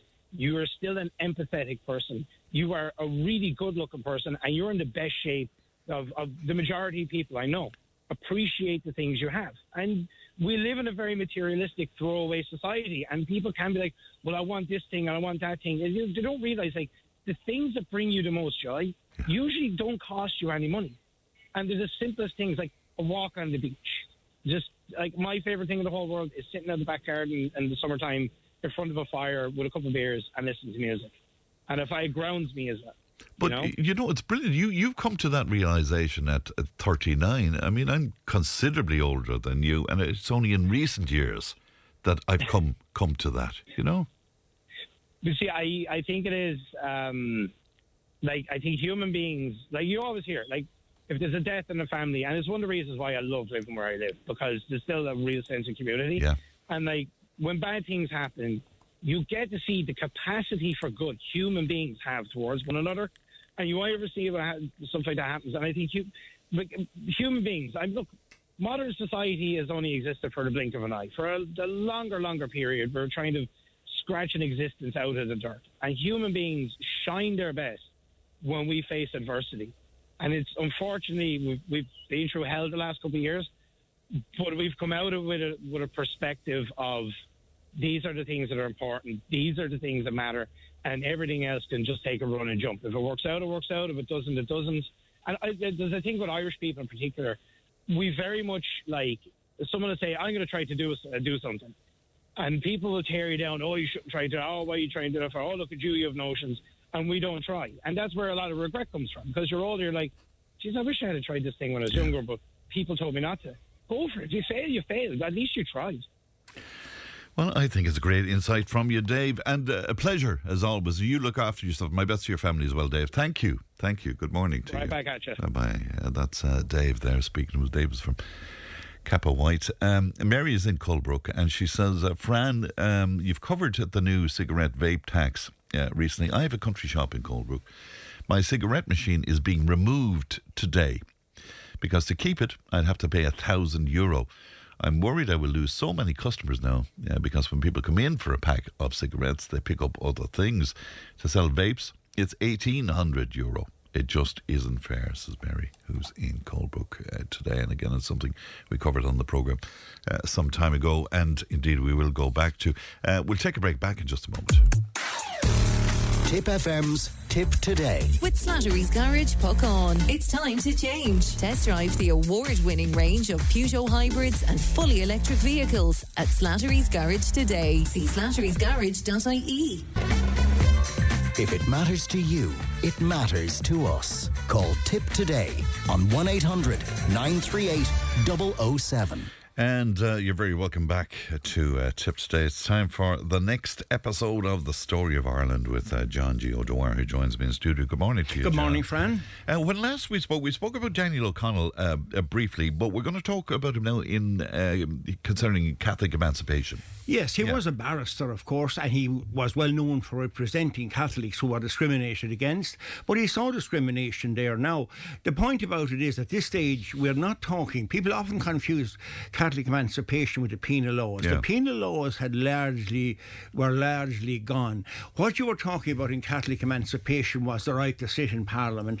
Probably didn't matter too much to the average tenant farmer in Kilcommon. Didn't matter a lot to them. But also then to have the higher jobs in the public service. O'Connell himself couldn't become a Queen's Counsel because he was a Catholic. But he campaigned. He wanted to change that, and he campaigned. He set up the Catholic Association, a penny a month to join it. But what he was then, he was the first person in the world, I think, to organise people as mass non-violent movements. Up to this, if there was, about 50,000 people around the Battle of the Boyne, all soldiers, came together for a battle, or the Battle of Kinsale. That's the only time big numbers of people would ever have come together. O'Connell now had the idea of bringing together not for violence but for peaceful protest, and that was terrifying for the English government. It's very interesting. Was there any fallback from that, though? I mean, were the people who would have viewed violence as the way forward? Yeah, well, it would have been. We'll probably get onto that later on. The Tide War, which was... Now, what you're talking about there is...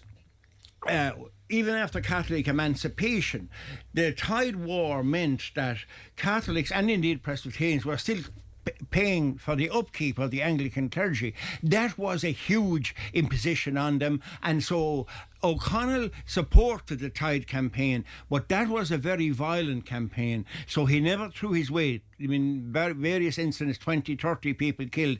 That was mainly because what used to happen is Catholics wouldn't pay the tithes, then the sheriff would be sent out to seize cattle, and all the local people would try to defend the cattle. In Kilkenny, Tipperary, Cork, there were huge incidents there. O'Connell in the end then brokered a deal on that the 25% of the tithes would be reduced, and that he was now the landowner. In other words, the landlords who should pay it, and rightly so, because they were the Anglicans, by almost, with few exceptions, almost 100% Anglican, so they should pay for their own church. But the point about it is then that Catholic emancipation came about because people couldn't sit in Parliament. So what happened? The first thing that happened was O'Connell then very cleverly used the system. So he got a Villiers Stewart guy who was in Waterford, who was a landlord and a Protestant but supportive of Catholics, and he got him to stand for election, and they stood against the Beresfords of Corkmore House. You know what the huge big festival is? Yeah.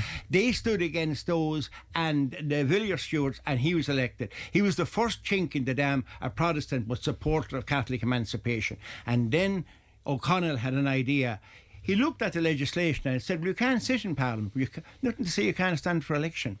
So this looked like a free swing to him. So he went down to Cllr and he stood for election. Now, no doubt he would have swung it on a secret vote. The problem was it was an open vote, so the tenant farmers had to come in and say they were voting for O'Connell, who was despised by all the landlords. So they had to do that. Now, the Catholic Association said he would support them if they were evicted or their rents were raised. But in any case, the Catholics of Cllr put their head on the line and voted for O'Connell. Then O'Connell turned up in Parliament, refused to take the vote, the oath of supremacy. He couldn't say, of course, the King of England was the head of the church. Everyone knew that. And then there was huge pressure on the English. The opposition were complaining over there.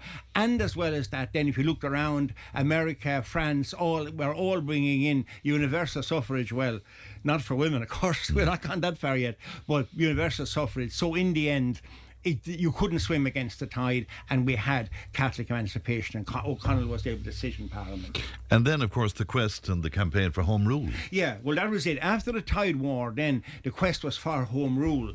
And again, he terrified the government. This is where he began to use the monster meetings. And in 1843, the huge series of monster meetings, one more or less every week. And you'll know it well. One of the very big ones he had was in Cashel, and it was Palmer's Hill. Up there, and he was up there, so it's looking straight down on the Rock of Cashel. So, it was all this idea of connection with the past. Then he had a huge one, massive. They say there was 1 million. If it cost 1 million to 1 million people, maybe not, but it was certainly vast, and that was a at Tara, and that terrified the socks off the English government, because he was now going to have one at Clontarf. Now, when you have 1 million people at Clontarf, suppose O'Connell was to say to them, "You know what we'll do, lads? We'll march on Dublin Castle." Wow! How could you stop 1 million people? Wow! This was new to governments, but absolutely So terrifying. they were afraid of him. Absolutely terrified of him. And so what they said was they would shoot the protesters if they came, anybody who came to Clontarf. And now the radicals will be talking about them. The Young Irelanders wanted to go ahead anyway. Say, well, great, you create martyrs, fantastic. It's they're doing the shooting, we're not doing it. But O'Connell has such an abhorrence of violence that he backed down, and he got arrested anyway and charged with conspiracy, which, any opposition could be charged with conspiracy. It's any opposition is a conspiracy against the government. He spent some time in jail, but he was released from jail eventually. But that was really the end of his campaign. This was then 1843, and he died in 1847, just having seen the famine. And the last thing he did then was to travel to the House of Commons to plead for support for the Irish people who are dying in the famine. And then he wanted to go on Rome, probably knew he was dying, wanted to make his way to Rome, only made it as far as Genoa, and knew he was dying, and said then, "My soul to God, my body to Ireland, and my heart to Rome." Unfortunately, some careless people around the place lost the heart, so nobody knows where that is. But as you know, there's a big monument above it. He was a flawed character. Oh yeah, he was, of course, absolutely. Like everybody else, he was. If he could be a bully, he could be bombastic.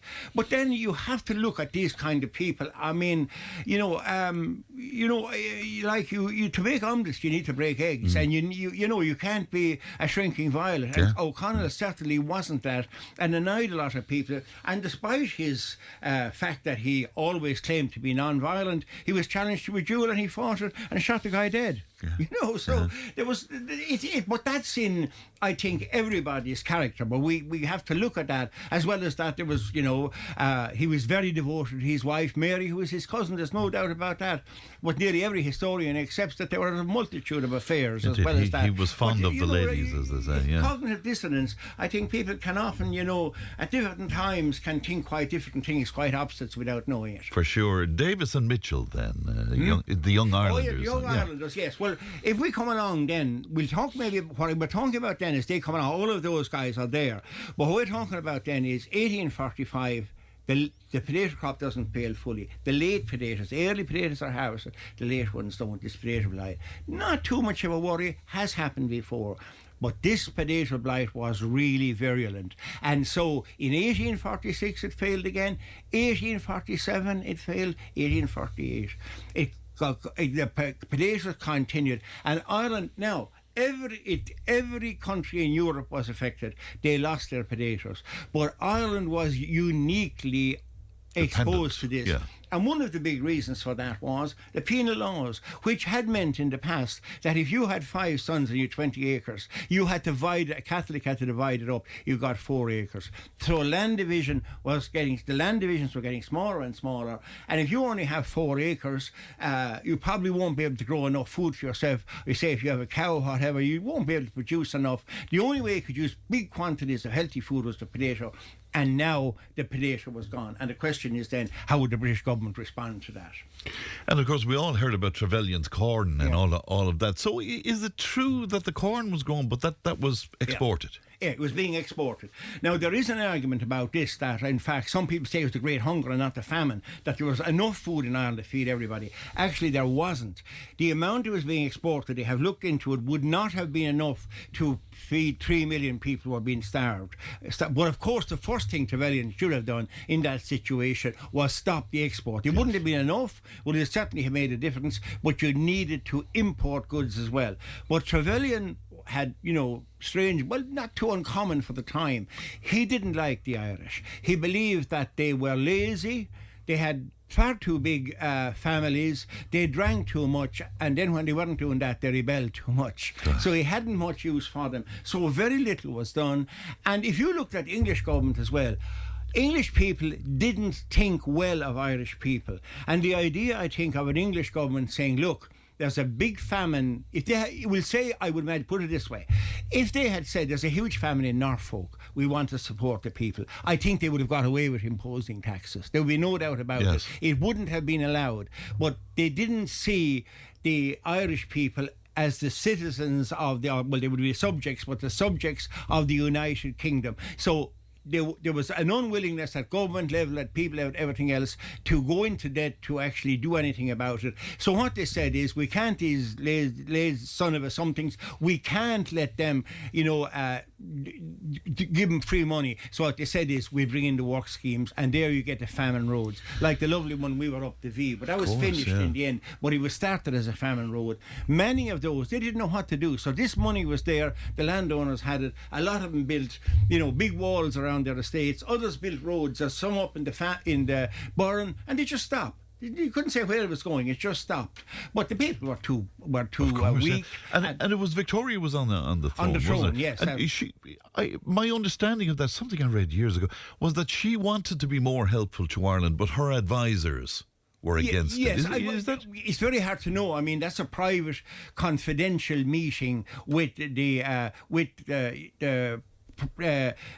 Prime Minister. Yeah. But she gave, I think, £500, all right. I thought it was a bit more than that, but maybe it's a bit more. I'm not sure. I thought it'd be something like that. Some people said it should have been a lot more than that. But it's very hard to say. I mean, at that stage, she wouldn't have been as powerful a figure as you went back 100 years earlier. Yes. To a large extent, then you had a constitutional government. So they do say she was more. I mean, there used to be a thing around that she didn't care at all. She gave a £5 or something like that. That's not the case. But it's very hard to know because they were all private, confidential meetings at the time. Of course, yeah. Tell us something again that I wasn't aware. It wasn't hunger that killed the majority of people in the famine. No.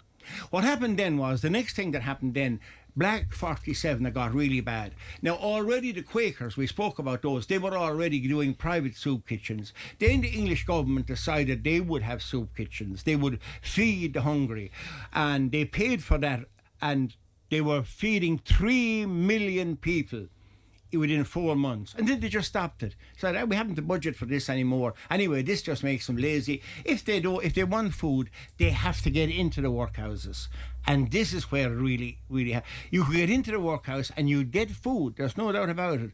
But it was riddled with cholera, it was riddled with dysentery, it was riddled with measles, and in those kind of circumstances, for example, the workhouse in Skibbereen, which was initially to have held 800 people, held 5,000 people in there. So disease just ran through the place. Yeah, in Cashel, the same thing. You could, what we would now know as St. Patrick's Hospital. They ran through those places as well. They had to get extra houses outside of it. It was just, this is the biggest problem. It brought people together, and then the diseases became rampant. I remember the people, they say they weren't starving to death, but they were malnourished. Yes. So their immune systems were very weak, remember, so they would be susceptible to any kind of disease. So what happened in the end was, 1841, 8.5 million people in Ireland. 1851, 10 years later, 6.5 million people in Ireland, and 1 million immigrated, 1 million dead. My God.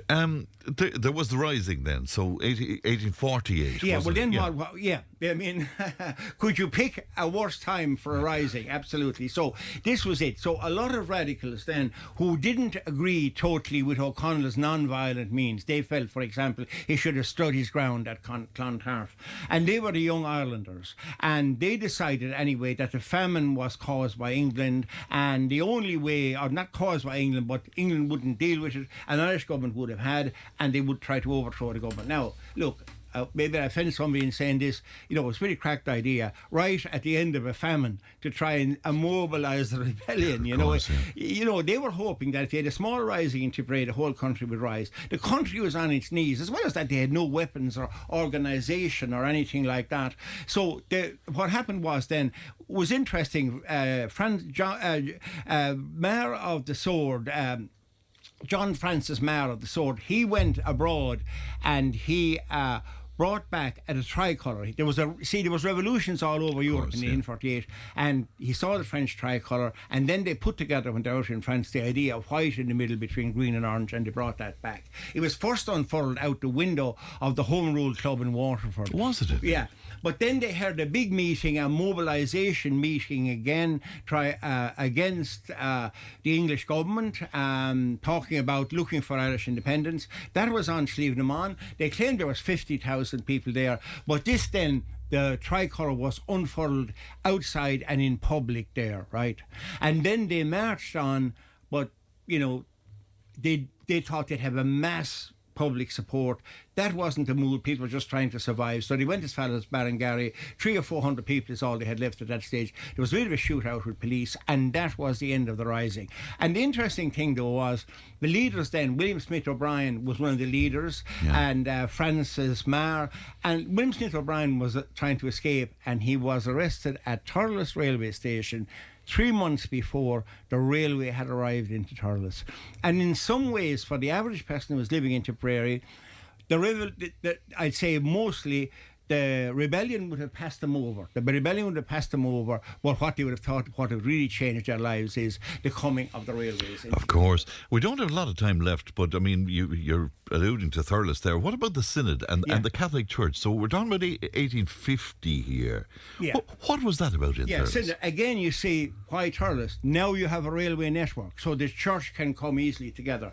The church wanted to re-establish its authority, and basically, even after the penal laws, people weren't, if you put it that way, kind of in the habit of going to Mass regularly. So most people didn't practice regularly. They might get their children baptised, they might have a First Holy Communion. And remember, there weren't many priests or nuns around as well, so it wouldn't have been practical.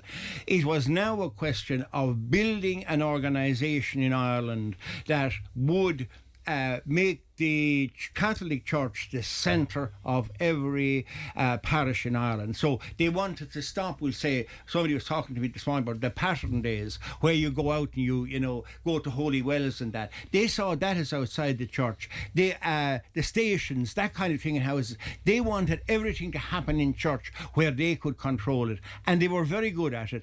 And to do that, then they had to recruit foot soldiers, and vast numbers of priests and nuns, were almost too many because they were sent on the missions, were recruited, and they were the foot soldiers. So now in every parish in Ireland you have the foot soldiers of the Catholic Church, and that was under Cardinal Cullen. And so it went from a time then when everybody was very lax about the whole thing, to the church having immense power, and people, even if they didn't believe, almost feeling that they had to go to church. And of course the vast majority of people then, there was a lot of fear involved. Hellfire was there. If you didn't go to Mass, you didn't do this, that. And so the church became by far the most powerful institution in Ireland.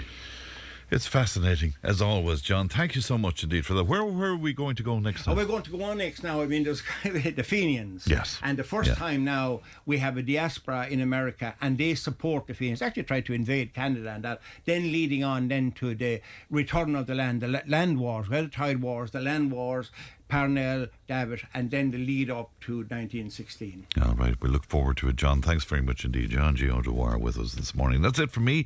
Leanne produced. Stephen has a time tunnel on the lunchtime show, and I'll talk to you tomorrow. Look after yourselves, won't you? Bye-bye.